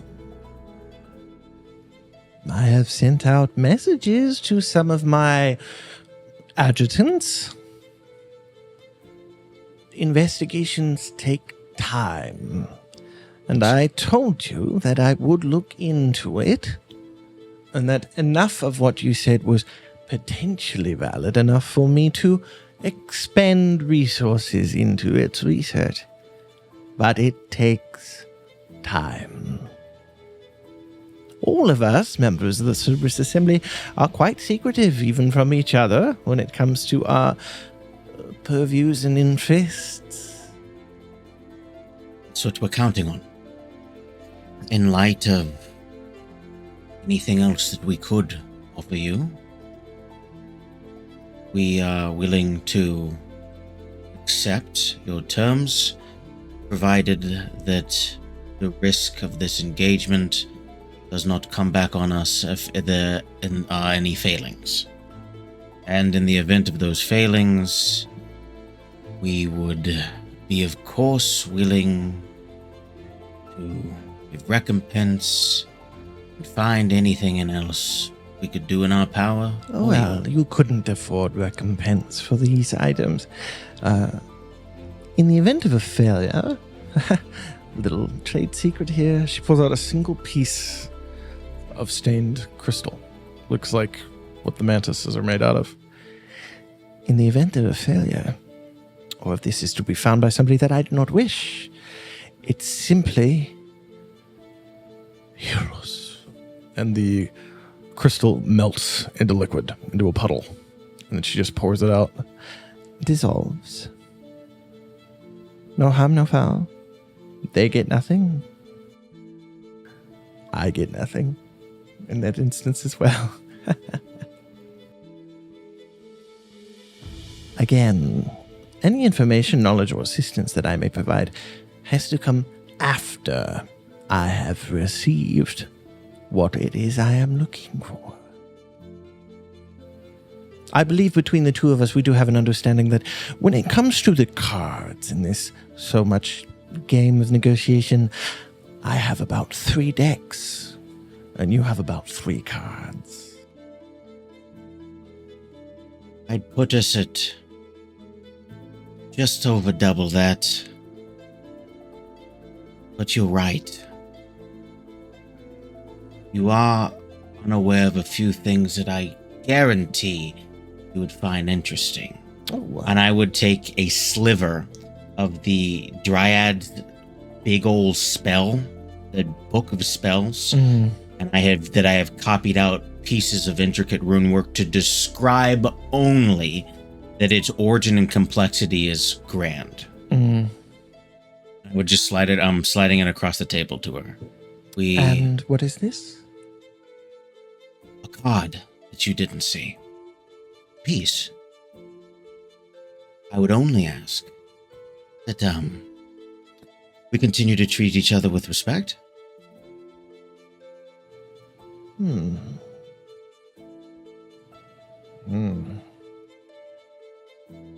Not at a school that you'd expect, I'd imagine. Not any school. Nature. I understand that's not Druids your don't purview. normally write their spells down. They tell them to one another. Perhaps a druid that had been a lover or a close friend towards an ancient She slides and it back very across the table. powerful. That's for you. I have the original. Very well. Perhaps a druid with a Disappears in the air. intricate relationship with a very powerful archmage who motivated her to put many things down on paper that she would normally not be motivated to do. Perhaps that would be a circumstance where that would happen. Are you saying that my dear Pontifex was fucking a druid? I have, installed with help of these people here a door. And in that door is a very, very, very curious individual who not only watched them fuck, but apparently participated. A fun fact for you, just since we're having a little luncheon, Clace isn't much of a physical person. He prefers to touch and use his hands. If your card is the kink level of a member of No. the Cerberus Assembly, it's not much of a card. No. That is the incredibly powerful magics. That was just a fun little piece of information. We've bandied about. I would pretend to appreciate it. So, we don't want to do this. Obviously, we trust each other, and this gentleman here is a member of the Kobold Soul, and we don't want to betray his touch. Yes. We're willing to, provided that there's no other services that can be provided, do it. Oh, and you agree to this? Now, yes. For now? What does that mean? We shall see what comes out on the other side of all of our decisions. Oh, I understand. What comes out is I get information and then I protect my people. If that's truly what it is, then that's a noble cause and I can understand, but we shall see. Oh, she reaches a hand to like try to do the grandma pat. I will. Okay, touchy. You don't trust at all, and we don't trust easy. I don't. And we are in no position to make threats, but I will say personally that we surprise. Well, these three have surprised me, and I think that if things were to go badly for us, you might be surprised as well. But I am hoping for an equitable and fair exchange. I do think we are a little too hostile here. It's an exchange. You do for me, I do for you. I've already done a little of what you want. I've begun the chains of research into a colleague, somebody that I've known longer than you, somebody who has earned a position of prominence within the government of my empire, my home. That is no small thing. All I ask is for some of the books to be copied that I am not allowed to have access to because of the Kobold Soul and a little disagreement from some time back. That's it. Would you be No willing? need for us to fight. No need for us to battle. No need for us to not share such a fine carrot cake together. It is quite good. Just like this deal. You're unwilling to explain why the Cobalt Soul has barred you from accessing the library. Let's say I made an error in judgment, and that error has cost me library privileges. You don't want to go into any further detail? There is no need. Nobody was hurt, if that is what you are concerned about. Nobody was harmed. I'm assuming. No damage was done.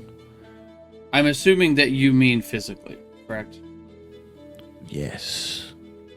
Then there is another reason why you were not let in. You could ask the High Curator if you'd like. At one point I might, but for now... I think it is prejudice, to be perfectly honest, against a fine upstanding member of the Court of Mages, but... Of course. It is in the past. Do we have a deal or not? I look to Siromon. I look to the group ending on Bazza, and I will just look down. Yes. I'll shake her hand. Her little gnomish hand. that one will do. Let me give you the new command phrase. Dawn's light, bright as night. Simply drop it in the library, say the words, it will do its thing. Don't worry about it, don't follow it, don't tell anybody. And we have a deal. And then in exchange, once I have retrieved the information I'm looking for, I will help you. Wonderful. She stands up. She walks over. And just before leaving, she leans over to you, Siromon, and she says, "You really should try the cake. It's quite good here." And she will leave. As she leaves, can I use Divine Sense? I will. Yeah. Didn't you divine sense her last night? Changed, bro. Has anything changed? You've already done this. But has anything she's changed? just a person. Right. Just checking. Nope, Ain't shit. nothing has changed. Bet. The deal is made. You have to fulfill your end. Why do I feel worse than Galliard? Did you say that out loud? Yeah. Crazy. Yeah. That's funny. I did. I'll just look at the group and I'll say, "You know what you need to do. Go do it now. I will wait here. Come get me when you're done." And we'll find out why she was barred. And if we make another enemy, for good reason, so be it. While Bazza and Galliard are going to head to the Library of the Cobalt Soul, Port Damali, Ray and Siromon are heading to Elnir's store, and they will be buying things, and they will buy things kind of off camera. We've talked about it. So, Galliard, Bazza, the library's open. You are welcomed by the normal monks. They give you this knowing bows. The dwarven monk who's quite keen on some of the magical research that Bazza was partaking in goes, "Oh, Master Bazza, welcome back, welcome back. Were we continuing our research?" No. I was looking for an answer about, we ran into a particular individual and had a few questions about her. Okay. Do you know a Dulan Traversky? Dulan Tversky. Sounds familiar, no? That's okay. Is Archivist Montauk around? Malta, yes. Yes, I can find him. Please. When he leaves, I give the mantis to Galliard, and I do you remember the phrase? In brightest day and blackest night, no evil shall escape my sight. Yes. My mantis light. Yeah. Did you say Balta or Manta? My vampire boy. I thought it was Archivist Montauk. Is it Oh, not? Mantek. Okay. Mantek, yeah. After a moment, human male, mid-40s, blue robes, the Cobalt Soul. Yes. Bazza der Shüler and, Galliard, Drystan. Can I help you with some research today? Either of you? We ran into a person. Okay. We found out that they were not perhaps as reputable as we originally thought them to be. Are you familiar with a member of the Cerberus Assembly named Tversky? Dulan Tversky. Cerberus Assembly. Yes, she's banned. Could you share with me why? No, I don't know why. The curator's assembly said to not allow her into the library under any circumstances. I met her, and I need to speak to someone who's an authority on her. You could speak with Curator Montressor. I could see if she has time. If she has time. Very well. tried to not. Anybody else have the I will information? see if she has a moment. Master Galliard, is there anything that I can help you research, or have one of my scribes help you research during your time here in the library? If you can give me information on the fall of Draconia, maybe, and the recent the history. histories of most importantly their slavery and stuff like that. Yes. Yeah. Of course. I believe this young scribe, she can take care of that.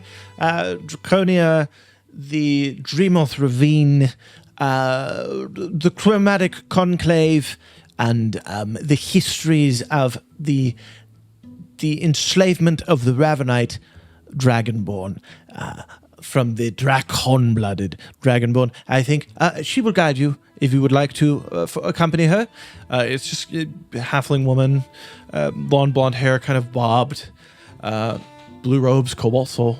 She goes, yes, I will help you. I'll follow.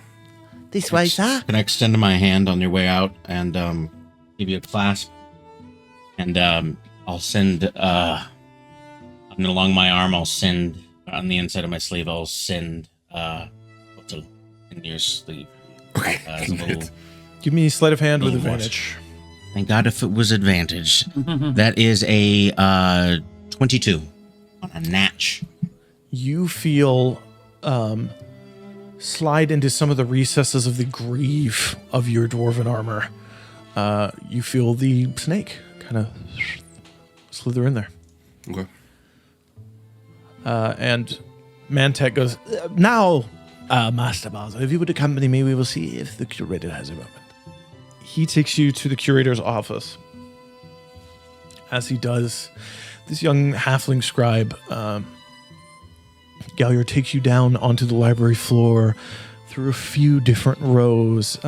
You watch her look at the registry and the end of the rows, go, right here, this book. And she runs and she grabs a book. And she does this a few times over the next couple minutes. And it does that. When she's in between, like grabbing books, and she's kind of like away from me, but not too away from me, can I look around to see who may be watching, who's close by? Give me a perception check. So 13. You see there is another scribe and another citizen of Port Damali. Looks like a trader, maybe lesser noble. They are looking over family lineages that have been archived in the library over generations. There is nobody in here taking specific interest in you other than the passing looks of a scribe going, wow, we have somebody here learning, as they're moving along on their business. But nobody is kind of doing anything like that. And only the scribes are the one grabbing the books, right? They're the only ones grabbing the books. Yeah, only members of the Cobalt Soul themselves are normally the ones grabbing the books. They give permission to some people to touch the library at times if they ask for it, but normally it is a scribe who grabs it for you and then takes it to a research area because they know where they're at. So this is the history of the Dreamoth Ravine, and then these are rather newer histories, and I think they're kind of fictitious. I'm not sure. These are the trials and tribulations of Sir Daring Tarrington. Daring Darrington? It's such a hard name to say, but it does mention his time with the group Vox Machina and their time after dealing with dragons like that, but they do mention it in here. This could help. So here, this would be a fine table over here for research if you would like. I do have 2 more books to get, so if you don't mind just sitting and you could start with these. I'll be back. And she just... As she does that, I'm going to... Oh, man, I don't know how the snake works. So I'm sitting like in the table? Like If you want to. yeah?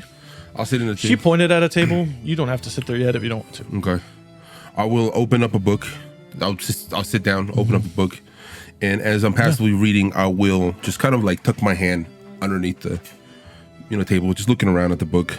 And I will grab the mantis, and I will just kind of like drop it at my feet, I guess. Okay. Give me sleight of hand with advantage. What's on that 20? Okay. That is a 23. Damn. Cool. I was like, what the fuck? As far as you are aware, nobody notices you dropping the mantis onto the ground in this library. Okay, sick. I will read, act like I'm reading, right? And say Dawn's Light, Rider's Night. As I'm reading, just kind of like I'm reading to myself. As you read, it is believed that the Dreymoth ravine was formed as a consequence of combat between the... And you say the words. You watch the little statuette of a praying mantis made out of colored glass and crystal. Tink, tink, tink. Look up at you. And then you watch it go invisible. Oh, shit. And you hear the faintest of before it passes out of your auditory range. I am going to just whisper, can you follow it? I mean, I don't know how the snake works realistically. That's all I got. You know what I'm saying? I don't know anything about the snake. I'm assuming it could probably listen. I don't fucking know. And then I will... I mean, it is a sentient creature. Okay. Kotil is a fae spirit. Okay, cool. But normally it only answers to its caller, which is Bazza, unless Bazza was like, hey, listen to him. I mean, I don't treat him like if given no command, like let yourself be run over by a car. He understands. I speak to him. Yeah. And I gave him to you because he's got blind sight up to 10 feet. Mm-hmm. What's that? So like nobody can. If something were to go invisible, he can follow it. Yeah. That's exactly where I was going, because I was like, I don't even know how that shit works. So the plan would be to just say, can you follow it? And then I would just, same thing, my arm is below the table, sleeve open, obviously, whatever. If it slides out and listens to me, then it does. Roll perception for Kotil. And it's a straight roll because of the blind sight. All right. So that will be using his wisdom, which is flat. 13. 13. Kotil slithers out, slithers across the ground, seems to see something, starts going up a bookshelf. And as it gets to the top of the bookshelf, you watch it perk its head up. And come back down. And then slither back towards you, Galliard. And just as it disappears under the table, this little halfling scribe returns and goes, the history of the cultural divide between the Ravenites and the Dragonbloods. There are quite some interesting theories in here. As she puts this large book down on the table. Curator Montresor is in her office, Bazza. As Mantek, Curator Bazza der Schüler, to see you. Do you have time? There's a moment, a pause. Let him in. And the door is open. That's just, hi.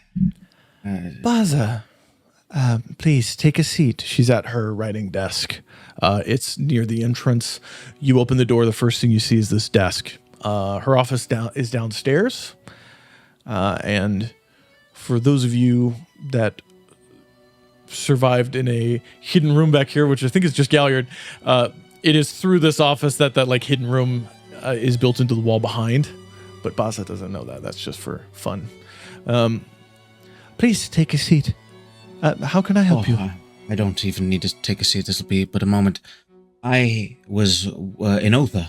I'm sure you've heard of it. Yes. Calamitous events. Yes. Yes, we've been hearing.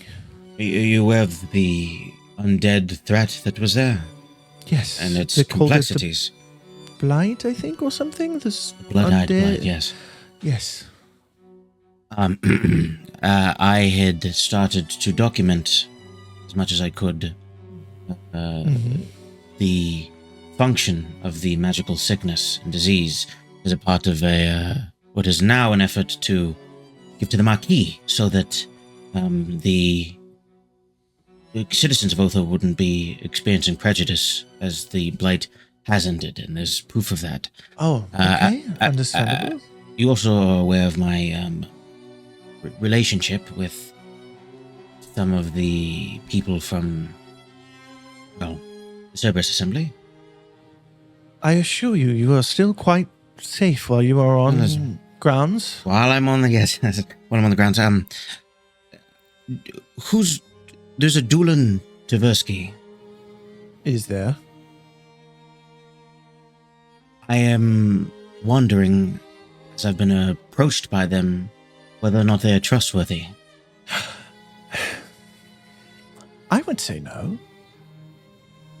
She's banned from all Cobalt Soul property, and all Cobalt Soul adjacent properties, and the homes of any member of the Cobalt Soul. It was passed down by the Council of Curators. It's a yearly conclave where we all get together and make the rules. We had an emergency one. People had to take boats to get there, because not every library has the luxury of a teleportation circle. Was she some monstrous mass murderer? What happened? No. She's not a monstrous mass murderer. She is a wizard of exceeding power. The understandings of knowledge as dangerous and helpful are often ignored to only be seen as a means to an end by people of her type. Look at the ages of Arcanum. Wizards ruled all Exandria, flying cities, countries that bowed to their whim, and then one fool decided he would try to unseat the Lord of the Hells, and the world ended. We cannot allow people like Dulan Tversky, after what she did, have access to our knowledge, both public knowledge and private.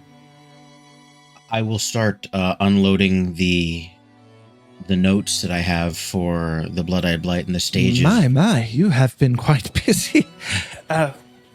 Yes, could we... These valuable. Could you use these? I believe these could be compiled into a tome, and then we could put our names on it. Scientific research, perhaps? Yes, perhaps. Mantech, start copying, please. This could take a few days. This is all of your research. Can you prove the validity of this research? And do you have any test subjects or witnesses that could also be interviewed to confirm the validity of the paper? Many of the refugees of Otha could give testimony to this. That's genius. I'll send some scribes. We'll just talk to them.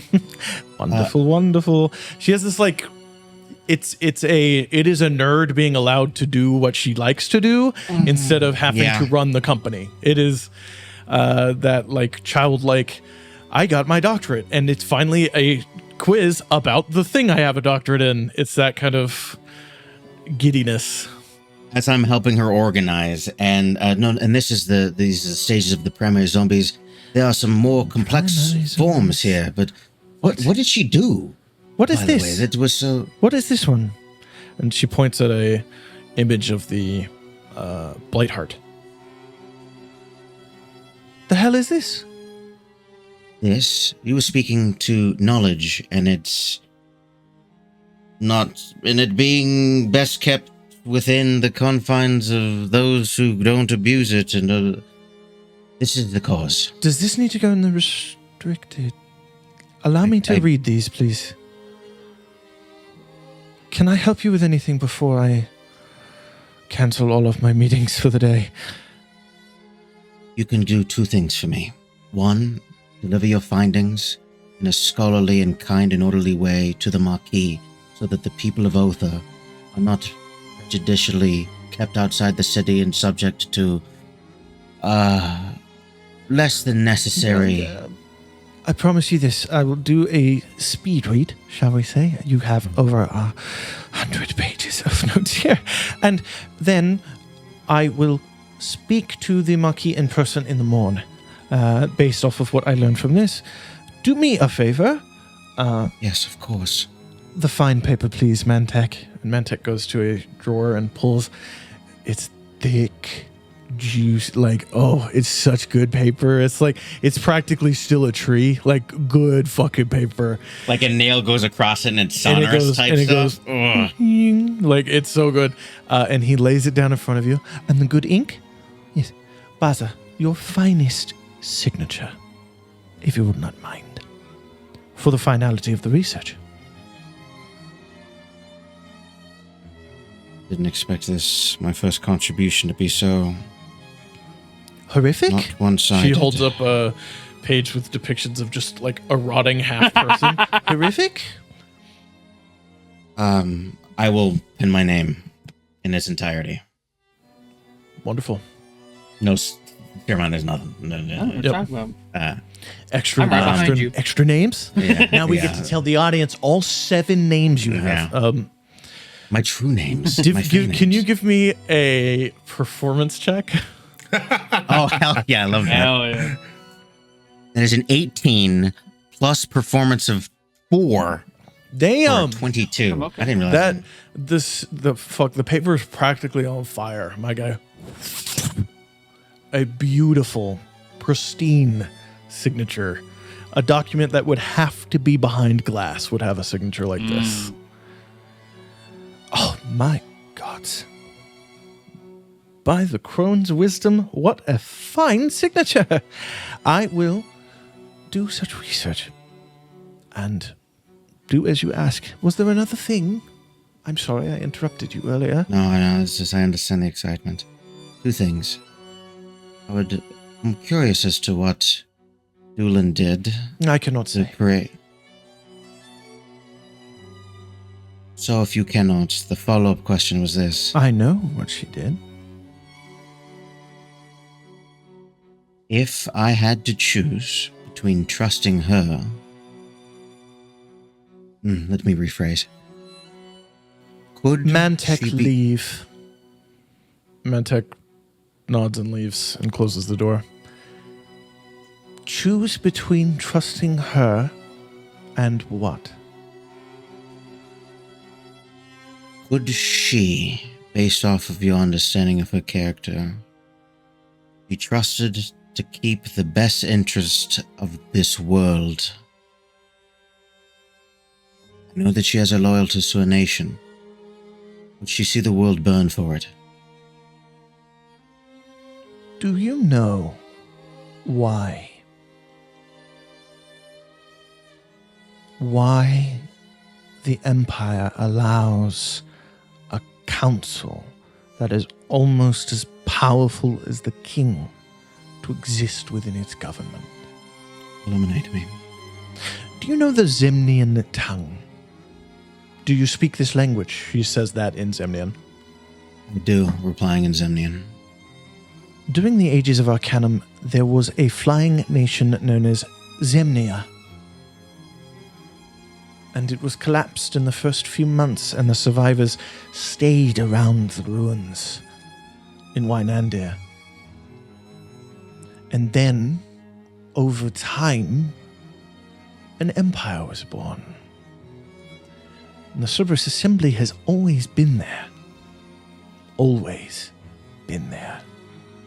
It is the belief of the Curator Council and my personal theory that the Cerberus Assembly are the remnants of the ruling council of mages that ruled that city, and that the initial birth of the empire and the crowning of a king was not the doing of one man, but the doing of the whole. Yes. They cannot be trusted. You have an answer for my question. What? The question that I asked her was whether or not she would protect the Empire over the world? I think, while the organization could not be trusted as far as it could be thrown, and it is quite a lot of heavy buildings they occupy, Dulan Tversky's motives are inherently selfish towards her desire to know. But I do not believe that she would ever intentionally cause harm to her empire or any other. I think she is a fool who would pursue her interest at the expense of knowledge or friendship, but I do not think she is a world-ending monster. I just know that the Cerberus Assembly cannot be trusted. I have one final gift for you. That theory of yours and of the Council is true. And the next time we speak, I will do my best to give you something concrete. Okay. I don't have anything that is within my rights to share. Shh. Do not give it to me. Go to the Library of the Cobble Soul, not in Rexentrum. You need to go to the city of Amon. You will give it to the curator there. I will not tell you why. I will not tell you her name, what she looks like. Just know she is not the one with the title of curator. That is if you have concrete, look at me, Bazza, verifiable evidence. Am I understood? No. I have my work cut out for me. You do? Let me I'll tell you this. extend my hand. She takes it, and she pulls you in closer. Expositors have died trying to find the secrets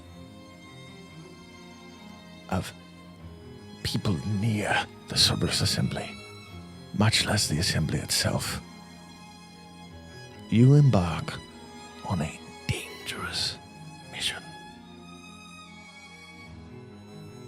And we can only help you to such an extent.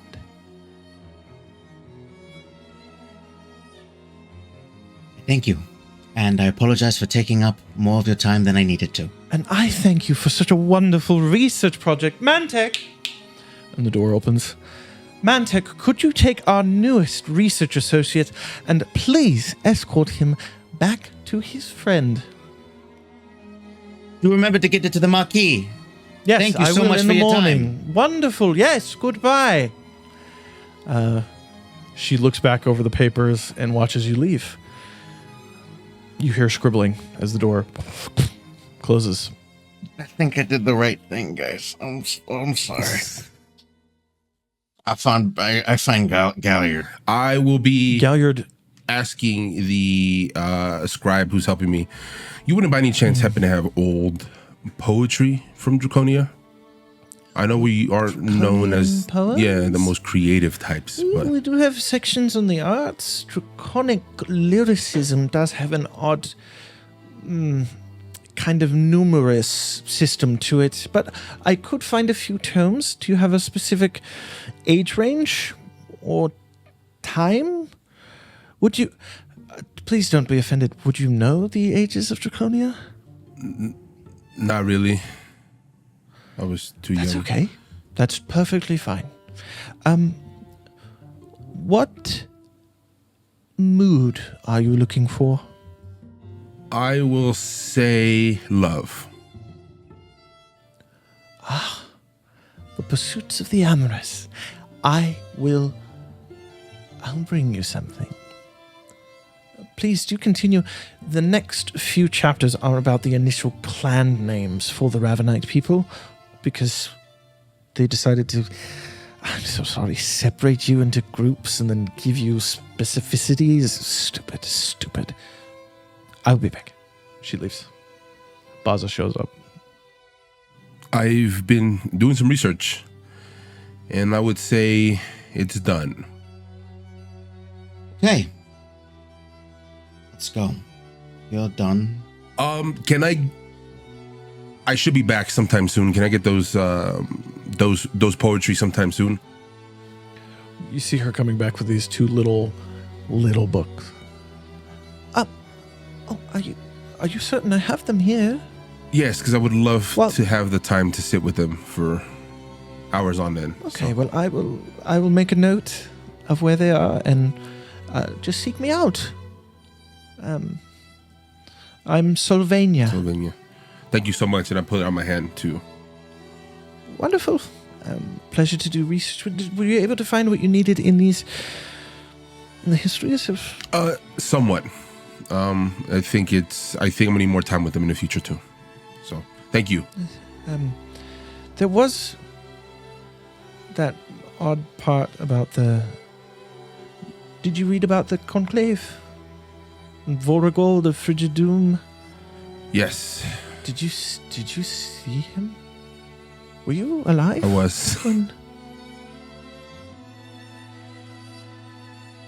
How about we save that story for next time? Could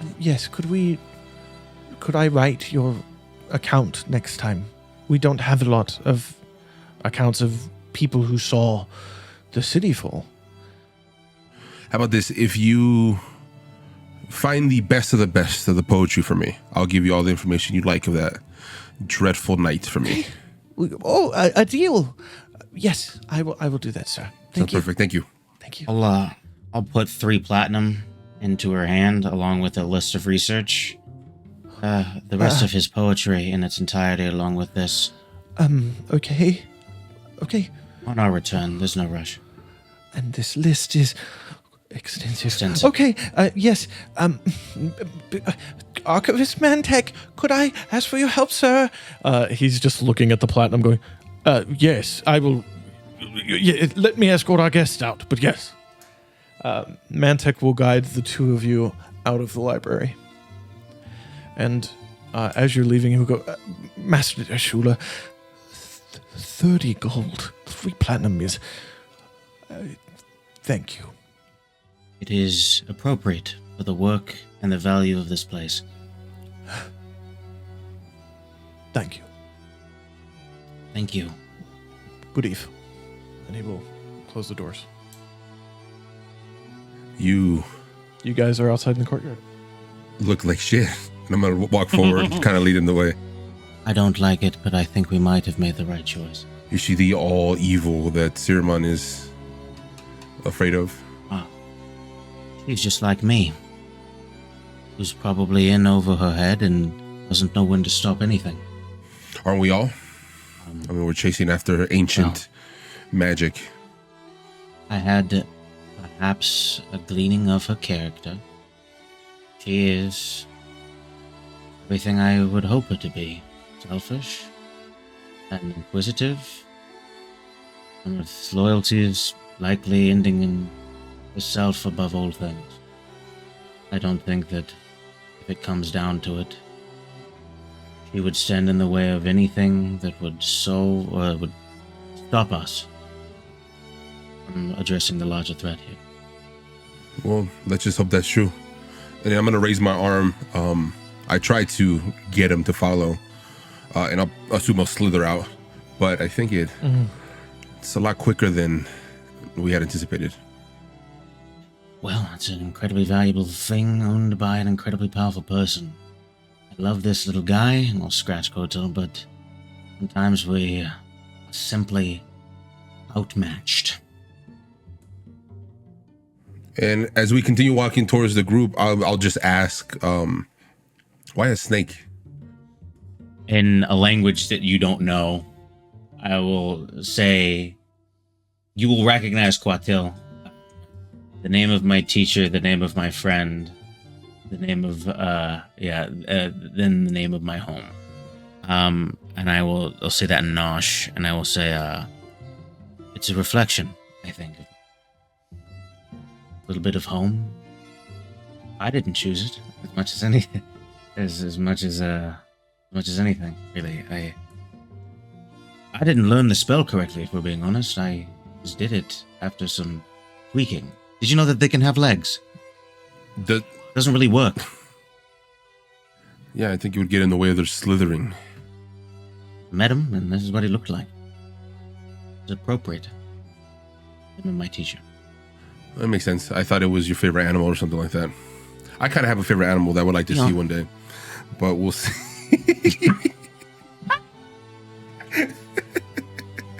God damn it. And on that, we can go to wherever, bro. That's brutal. Funny. You find Siromon and Ray are still in that kind of market square around Gilmore's Glorious Goods Port Damali branch run by Elnir Portent. And they do have a few magical items. Yeah, so Ray in and position 42 purchases. is specifically where you have this person. No. That's crazy.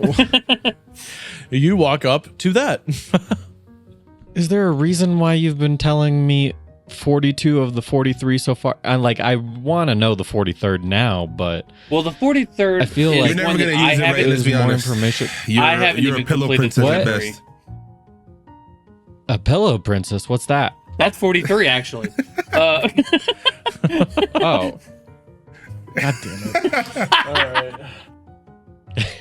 Oh, that's so good. The lost position. The lost position is do nothing. So fucking dead.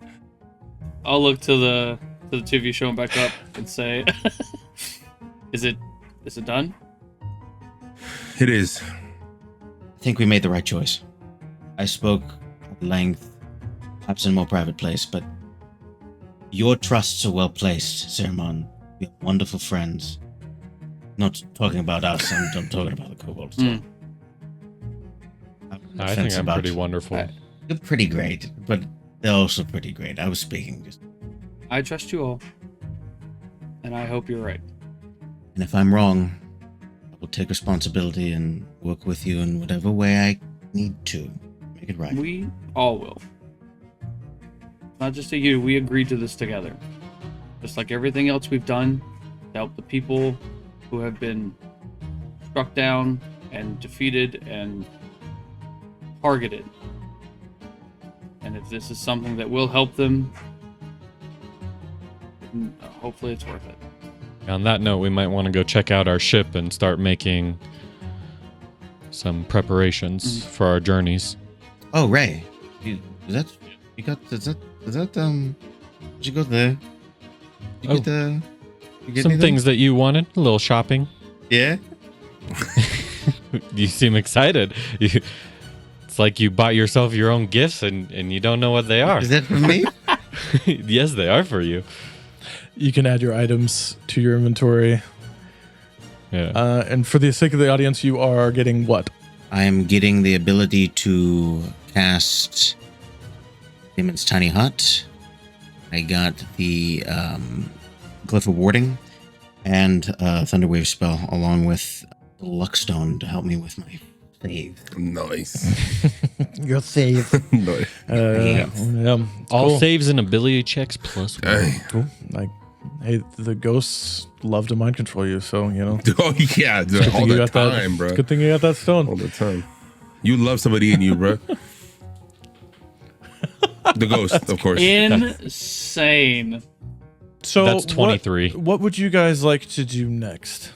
I need to drop off this bow, and I'd like to see if Biscus is alive. He is technically missing. You take them through the city streets to the edge of the Tumbledowns district, where a small hole-in-the-wall door under another establishment has a very tiny sign.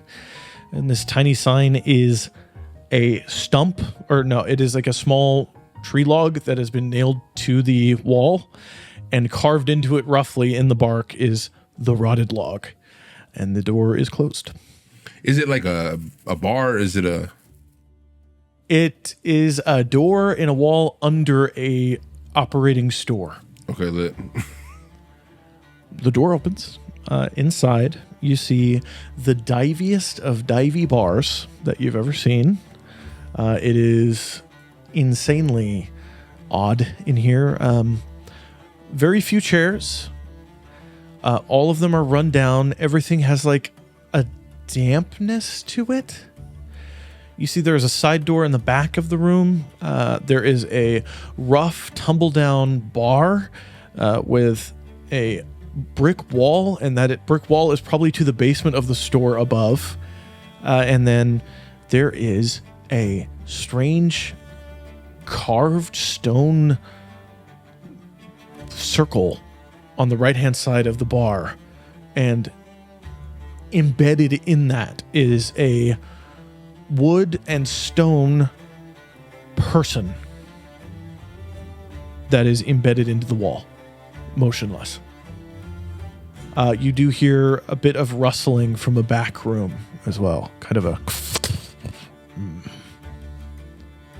as you are in there alone. Nobody else is in this building. Why are we here again? When Tulip and I were teleported here, we found ourselves at this place. We tried to run a little bit of a scam, and we got us some nice clothes, and we ended up here, and we met this fine.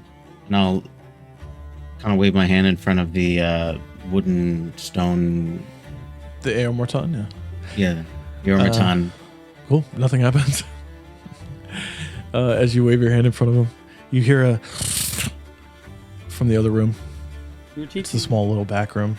You're teaching Tulip scamming, and you were talking to a wall with a person that was cut into it? Well, that's a construct, and Viscus lived here. Wait, Viscus? Wait, Biscuits as in... he just... The door opens, holding a cask of ales, covered in bruises, with a crack down the back of his turtle shell. Limping is Biscus. Half of his head is swollen up. Are you there? Mother Locker, help me. Help me, protect me. And you see as the cranks and wooden gears and mechanisms of this individual that is embedded into the wall begin to come to life as sliding out, tall, lanky, robotic, but stone and wood, covered in moss and a little bit of fungal growth. There's like a mushroom or two that are popping out of a shoulder.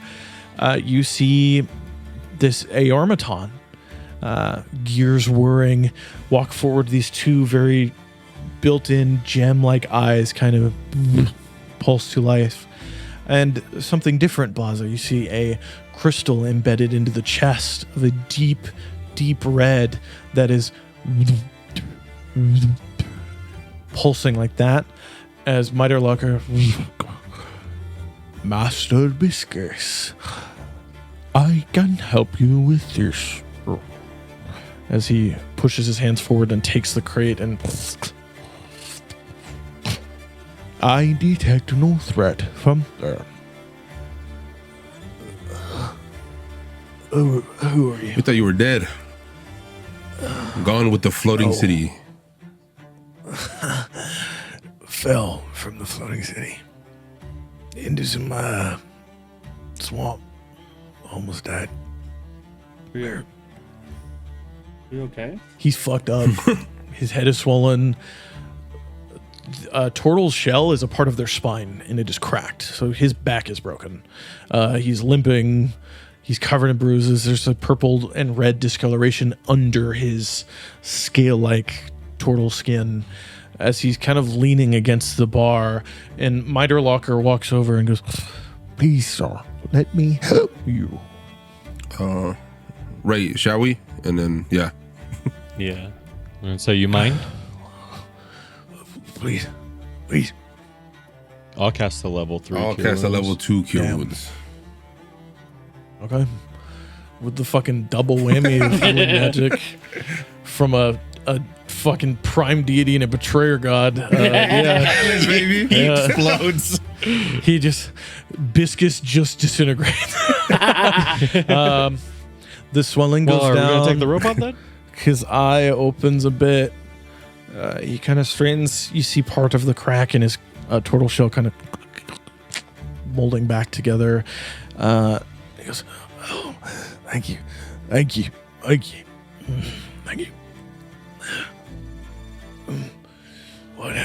What happened to you? Kind of the same shit. Teleported. I mean, we didn't fall, but we kind of fell. Oh, you didn't fall. No, we ended up that's near nice. vampires, so. Minor locker, it's okay. You can go back to charging. The automaton. I don't need that chamber as much now, sir. I can be here with you and these new friends. Minor locker. A pleasure. Siromon. Stone, wood, and one little rotating gear in the palm of the hand that kind of hurts to touch grasps your hand. Sorry. Open parts. Still working on repairs. No, you're okay. Don't apologize for who you are. If it's okay. Who are you? What are you? I am? Mm-hmm. I am in here. Ormaton. Ormaton. And a ormaton. Okay. Yes. Cool. I look at the group and go, I don't. You look much better than the last time I saw you. It was this.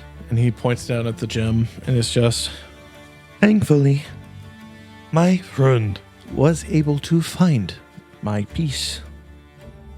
And look at that. yeah, give me Arcana. I'm wondering if it looks like the thing I got slung up on my back as far as arcane style. 11, 7, 18. 18? No, it's not like what you have. You do see some runic inscriptions on like the metal binding that surrounds around it, that it is placed into where it takes its seat, that has been cleared away. Last time it was overgrown with moss. You see it's been cleared away and then covered here. There are eldritch runes on that. Very similar to the eldritch batteries rings, control rings.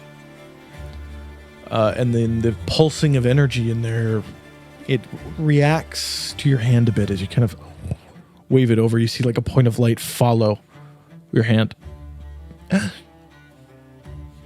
Biscuits goes, no offense, wasn't there for you, was there for my friend,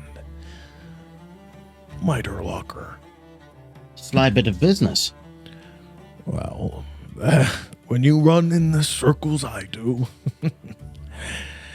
and you get a little stealthy. That's why you disappeared after. Drink? After? No. Found his and fell. Sorry. Dark beer or light? Light. We've done some dark stuff today. I'll do dark. I'm just kidding. My locker opens and passes out some rough bottles of beer. It's like corks instead of. There's no bottling plant. Let's invest in one, bro. He hands it out. Another stronghold. How can I help you? I'd met somebody and I told them that they could pick up a bow that I could stash here. Good spot for stashing. And you disappeared, and I wanted to make sure that I remember that Mitalocker was one of 2 people that I had seen here. Yeah. And so, as he was tied kind of to the place, wanted to check on him. I appreciate that mentality. Does he need some juice? Like, does he need a little bit more power? No, that's what the he taps the gem. That's what the ding ding ding thing is for. He told me about it. Said he remembered seeing it somewhere. Had to find it. Said I could look there when I heard about what was being put together. Did you? Yes, I recall this. Gem. A missing piece. You see, he kind of like holds his arms out, and there's still pieces of him that are very obviously not present. Trying to remember Where the rest of you is? who I am. Oh. Well, Dang. Oh, You guys not remember tell who you me, Why do you all drink this? And points at a beer. Tastes good. Forget. Hides the pain. Oh, The society told us it was normal.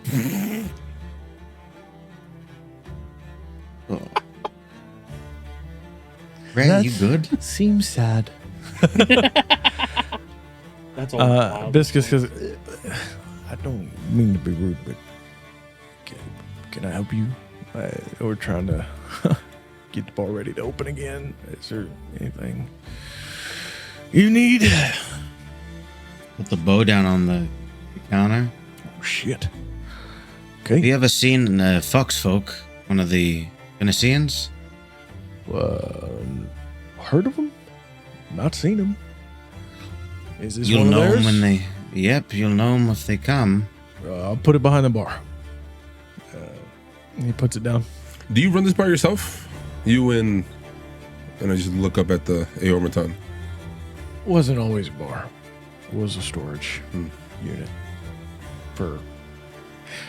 But I found this in about 10 years back. Put him in the wall. Stealth-like. Give me insight. That's an 8, bruh. I don't know what we're doing here. What's an 8? Yeah. Oh, he's telling you the truth, yeah? I got an 18. 18? He's full shit. The dichotomy of Viscous. I'm fucking done. So I guess we never asked you, but how did you get wrangled into coming on this voyage? I heard about it. Heard you was heading to one of them old places. He needed parts. Hoped I'd find them. Does it need more parts? Yeah. Significantly more. Missing structural components to his legs. He points down. There's like command rods that are moving back and forth between some of the whirring gears that are missing. You just see like gears whirring with nothing to attach to them. One of the crystals in his mind is shattered, needs to be replaced. Couldn't find that. He has a built-in blade into the arm. The other one is missing. He has one of them. How much does a place like this pull down each month? Not much. What if you can make more? I wouldn't want to. Or I should phrase it. What if you could? Yeah, what if we could help fix your friend? Help fix my locker. You don't know him, you don't know me. Why would you do that? Can you remind me what he uses? Did he have a bow? Did he have not like? He had like a pirate's cutlass. Okay, all right, sick. He was dressed like just a sailor. That's the vibe you get Just is like a this turtle guy- sailor, bro. That's, probably as much as he is in this bar, he's also on some boat on some journey somewhere. That is just the vibe you get from him. I mean, you're right. We don't know you, but we do know that you know how to handle yourself well, and we're kind of in need of crew. And I look back at the homies. Yeah, we're getting a ship together. Not another. You didn't find it already, did you? A good one. It won't be to that extreme. Well, what kind of ship do you got? A little guy. A little Little guy, we could Big fit enough to in. hold me. Not too little. Not too little. We'll be a little snug, I'll be but comfortable. You can have my room. Sleek. Small. Fast. Fast. Secretive. How long are we talking? 40? 50. 45 feet? 40 to Look up, 50. I mean- I can't remember. I like how you. 40 We're to working 50. on it. What's 5 feet? You know, we Was can it a get yacht? that on there. Yeah, kind of. Yeah. It was a pleasure Yeah, I think ship. there was a lot of sex on it, right? The seas or the skies? Sky. A little bit of both. Oh yeah, it's true. Can I bring him? You can. I'd insist on it. Oh, my Locker, what do you think about finding some more pieces? My Locker goes, That would be wonderful. he's smart. Not good at memory. Smart at things. Knows how they work. Right? I believe I do. put him below deck. Any magical things need a tuning? Him. Need a ship to be steered? Me. Perfect. We're also looking for possibly more crew, if you know anybody. I would prefer somebody with long range, to say the least. Somebody who can see somebody coming. We both know somebody. If he's Some alive. attachments. Yeah, he's though. missing a leg now, from what I hear. Missing a leg. Could you fix that? Locker goes, Yeah, new leg. Need components. Fresh wood, metal, stone. 1 crystal. could do.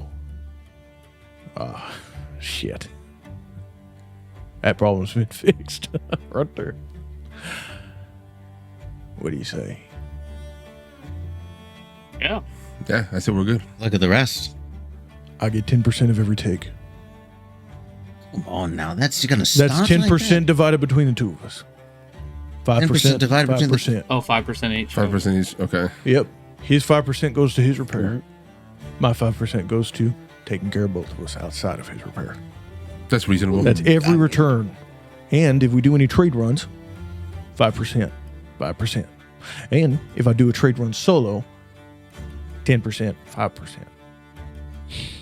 Let's. I'm open to negotiation. What about the rest of you? I stay quiet. I- I'll just look at Bazza.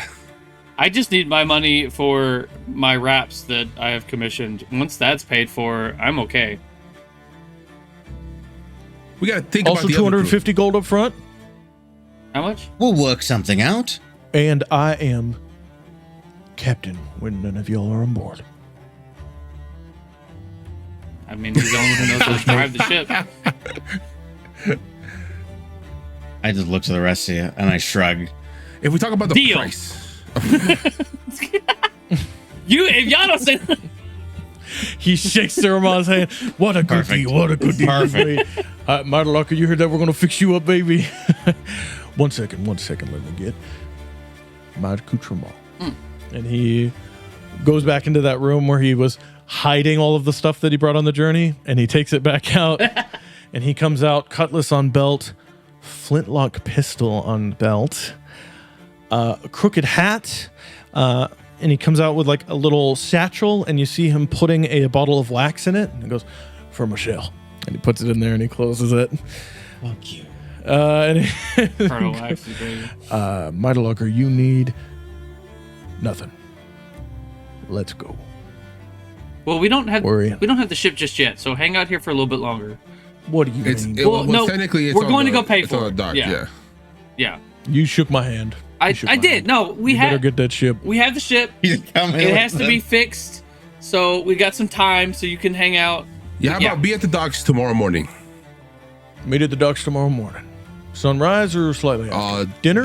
Breakfast? What are we doing? Sunrise before literally sunrise. We got a journey ahead of us. Oh, that's true. We'll do it. Fine. I'm excited to see this ship. Does she have a name? Not yet. Yeah. Got a list. Don't name her until we have her, and you cannot board her until we name her. Ooh, okay. I love Good to that. know. Bad luck. Bad luck. Don't change the name either. If you're This is about ships. Yeah, it's about ships and women. All right, don't call them different names than the ones they actually have. That is a very true lesson. Yeah. Yep, you'll get in trouble when Mighty Locker have to pick up the pieces. Ain't that right? Yes. See? Okay. Sunrise. Well, shit, you got yourself a turtle and a robot. We already shook. It's too late. Who else do we have crew wise? Okay, so the long shot. What was his name again? He was the brother? Talon. Oh, Tal and Ted, or what? What are they? Talon no, it was Malvina. just Tal. Okay. Yeah. For a 50-footer, how many more do we want? We just want four total. We said 2 to 4. Yeah, Ryan recommended Was like four. the- Yeah. like the- Ryan said we want 4 Okay. so that when we're not on the ship, they can function individually. It could do things. Yeah. So we want Hell we yeah. want one more because we got long shot guy. So yeah. So we just need one more. You got to We're talk not to taking him. his sister, He and his sister are probably a fucking package, dude. Well, then we're good. and he doesn't even talk. Oh yeah, he doesn't even talk. But hey, that's lit though, bro. I'm cool. I mean, I would prefer preferably so it's just not a bunch of dudes, right? Being on this sexist ass ship, right? Would prefer to we can try. But is it more sexist to seek out a woman just? No, I'm just kidding. Oh no. Now there's an initiative called. There's a nautical term called CEI. CEI. That's crazy. Which we support. That's what we support. We support. If I just assume the sister missing it. I mean, I think you're right. I would say if she says she's not coming and he's going to go alone, then we figure that out. But I think you're right. You're not going to separate them two. Sorry, you're loud. You're not going to separate them two. Yeah. That's not gonna happen. Then I think we have our crew. I think let's we go have our talk crew. to the siblings. Then. What do you think about them? I like them. I think Hibiscus. Oh. I think Mauda's shit shot. But if What did she do again? You put knives in her hand, she'll fuck somebody's day up. Then why does she have a gun? And why is she shooting? She's just like a cop for You real. want to get near ghosts? No, actually, no, I don't. I fully agree with that. Why are you asking? Yeah, I fully agree with that. You know what? Biscuits is right. Let's move on from this. Hey, next ghost I see, he pulls the fucking flintlock, getting shot. Yep, I'm right there Puts with it you. away. We need to invest in some silver. For ghosts? I know people. Wow, what a Where go-getter! can we find the Hibiscus. siblings? We offer. Probably at the hospital. Oh shit, that's right. We asked about that. Oh, looks like we're going back. We didn't see them when we were there. Looks like we're back to the. You didn't ask for them. True. I know, that's what I'm True. saying. Yeah. We didn't go see them while we were Yeah, there. I say we go back to the Penjada Hospital. Hospital Penjada. Cool. You are at the hospital that was formerly Where's my the boy? Mayor of Pendrada. Where's my boy? Your boy Milo Yeah, Fish? where's my boy? Where's my boy? Where's his cape? I was gonna bust in like Milo. Oh, Milo. yes, okay. As he falling down the stairs in his verdant worm armor is little Milo Fish, the little halfling man who, by the divine. Stand up straight, Milo. And I just like. I'm trying. Oh, yeah, okay. Hey, don't pick me up in front of people, please. Sorry. How can I help you, sir? We're looking for the siblings. No. Tal and Malrida? Correct. They are locked in a room on the 3rd floor. Locked. Tal shot something. Are we busting out our No, way? we'll yeah. just. Can we? They locked them. It's a barricade. I didn't lock it. Oh, we can go help We them won't with that. go near. Yeah. I'm not getting shot for Okay. a doctor. Yeah, we can handle that. Yeah, we'll go handle that for y'all. Shoot, Yeah. they're on the 3rd floor, left hallway, door on the left. Bye. Bye. Bye. That's you. Bye. Head up the stairs. He's just He kind of seems nice. Oh, I fell on my face. as you go up one floor, go up another, and you hear, "Don't come in here.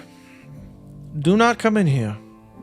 And you just kind of see a man, halfling or half elfin man, bald, doctor's getup, which is just more fabric than usual so that it can be thrown off and thrown away after it's covered in blood and guts. Please, I just wanted to clean your eye. Why did he shoot a rifle in the hospital? Nobody's in trouble. We're just a little freaked out. I don't know. As you guys are walking up. It's a good thing the brother's shooting. He might actually hit something. My God. Okay, I thought you were saying that loud. I said that shit. Wait, did I said that shit. Hell I yeah. said that shit, bro. What is that? The door creaks. And a flintlock pistol comes out. Is that Galliard Drystan that I hear? Are you really gonna shoot me now? She might try. Don't do it. You might hit someone I else. thought I couldn't hit. Well, you couldn't hit with 2 eyes. I heard you were missing one. But look, I'm missing an arm too. And I point him on. She opens the door. Missing eye, left side. I am. Missing arm. She just points the Right side. pistol at. Damn, we're both losers. She puts the pistol away. Y'all up for a talk? What do you want? Yes, of course. Come in. Tal, put the rifle away. As going into the room, rifle at the door, leaning on a crutch, using it like as a third support. Gee, that's crazy.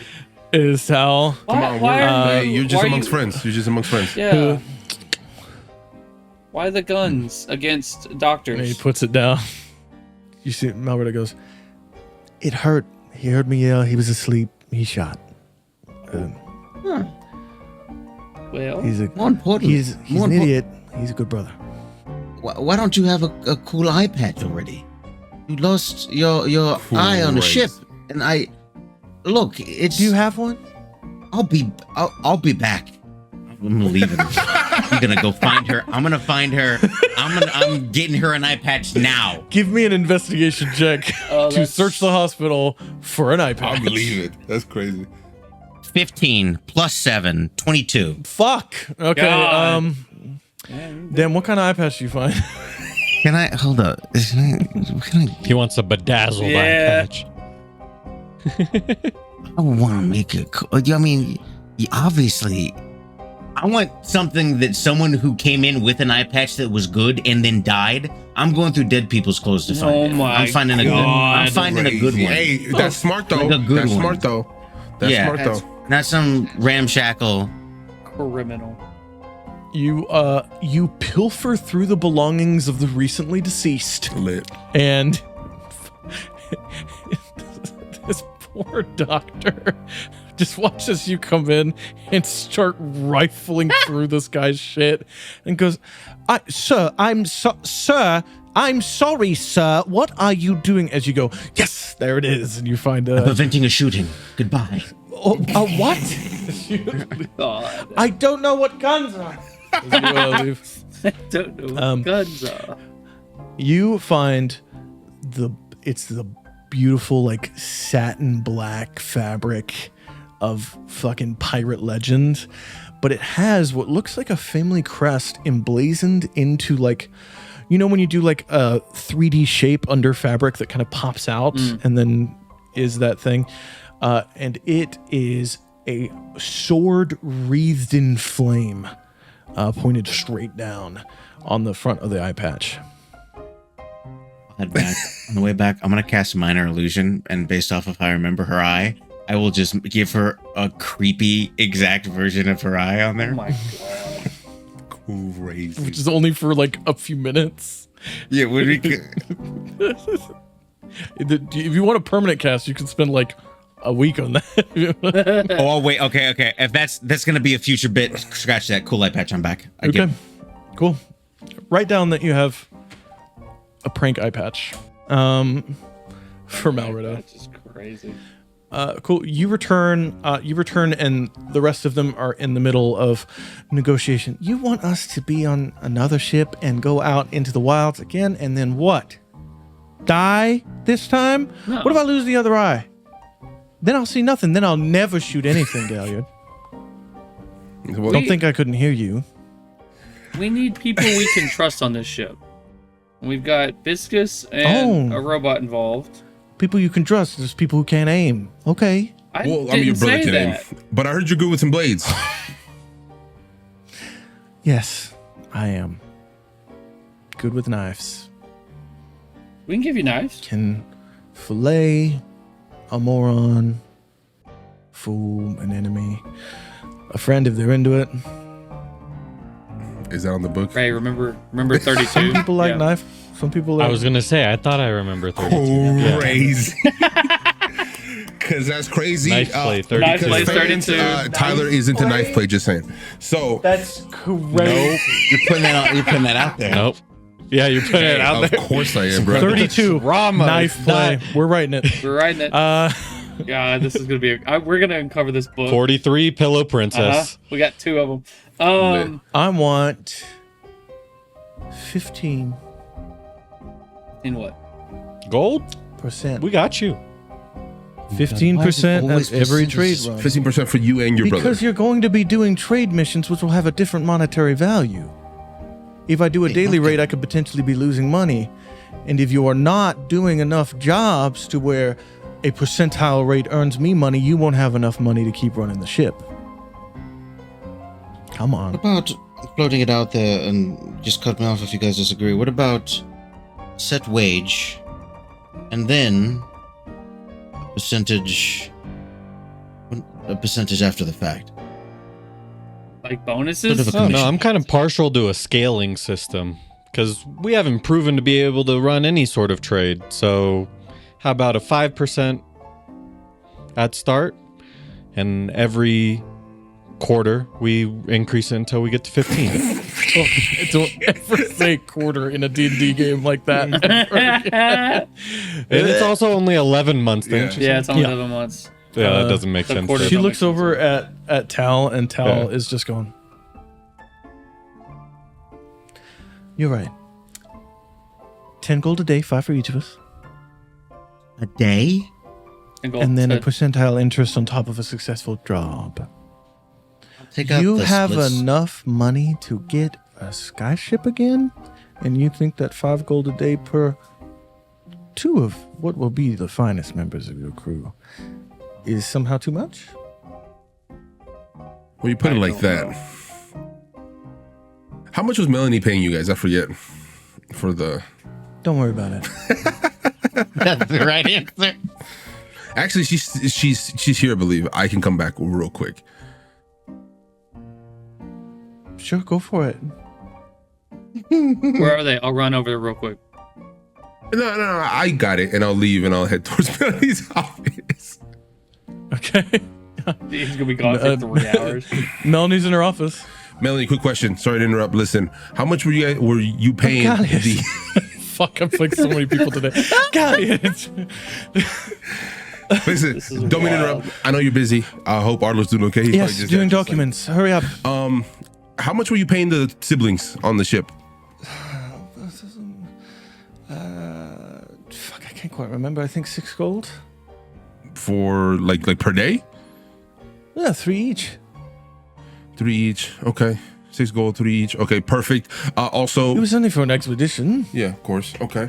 So we were going to use it as a trade vessel to try to get back some of that. I guess that can't. Yeah, speaking of which, we just got a new ship. We're gonna retrofit into the sky ship. If you need any trades going towards Rexentrum, let me know. We'll touch base when I get back, and I'll just leave. Oh, I can. Cool. So I got a counter on the rate. How does 6 gold sound? For now. 6 gold, 3 each. As we 4 each. 8 gold. Throw the split spike dagger into the bedpost. 3. 6 gold. No, that's her going down. Yeah, 6 gold, 3 each. Right, is what 6 we gold needed. between Yeah, the two of Okay. them. 6 gold. 6 gold it is. And this? Deal. Fucking like that dagger. Siromon, I Ray, love I'm you. sorry. I think you need to be at every business deal. We'll see Yeah. you at the docks. Say, I wouldn't, Galliard, I wouldn't have him at every business deal.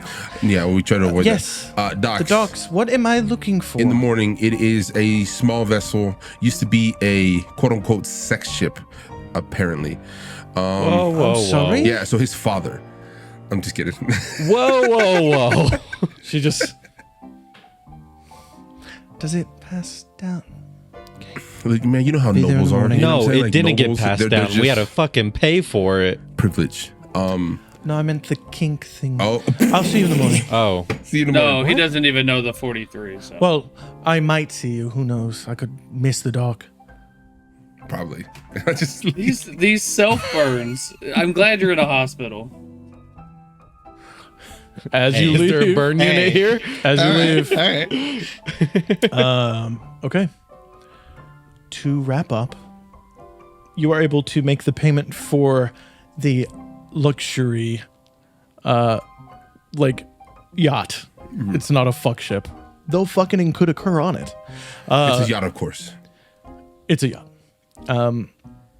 You have a crew.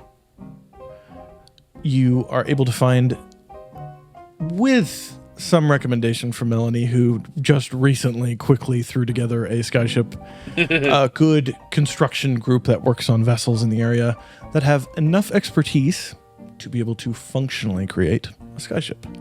And then you are also able to pay them the fuckload of gold to begin the refitting process. Did you all want to head to Otha? We did. I would personally assume that like meeting them, showing them the ship, right, is like this is a ship. They're gonna start working on it. We're gonna head to Otha to get the rest of the retrofitting to make it into a skyship. Yes. We will be back. There's a lot that they could do without needing like the brimstone and stuff. And in the meantime, I would personally give my 1,300 or whatever money I need to Biscus and the Aeromaton to try to get homie a leg as soon as possible. Mm-hmm. So whatever that costs, we'll talk about that later. But yeah, I would assume we're heading to Otha. There is like an awe as this Aeromaton walks on the docks the next morning, the 22nd of Brusendar, and all these sailors are kind of watching him walk by, and he looks around and goes, strange people are looking at me, as you give him the gold, and he just looks at you, Galliard, and he says, right away, I will rent a workshop and begin construction. Would you like one? No, I'm actually seeing a friend for that in Otha. Okay. Who are you seeing? Very well. You actually met her, Moira. Oh, okay. That's all I needed. Well, I will begin on his leg. Hey, pleasure. And usually it's like an awkward introduction for the NPCs as they head off to the sex fuck ship. Don't name it that. Write that down. On the morning of the 22nd of Brusendar, you have all of your tasks done in the city of Port Damali. You head out, heading north to the Gilded Roadway to make your way back to Otha. And that, in Otha, not on the road, in Otha, is where we will pick up next time we play. Thanks for watching.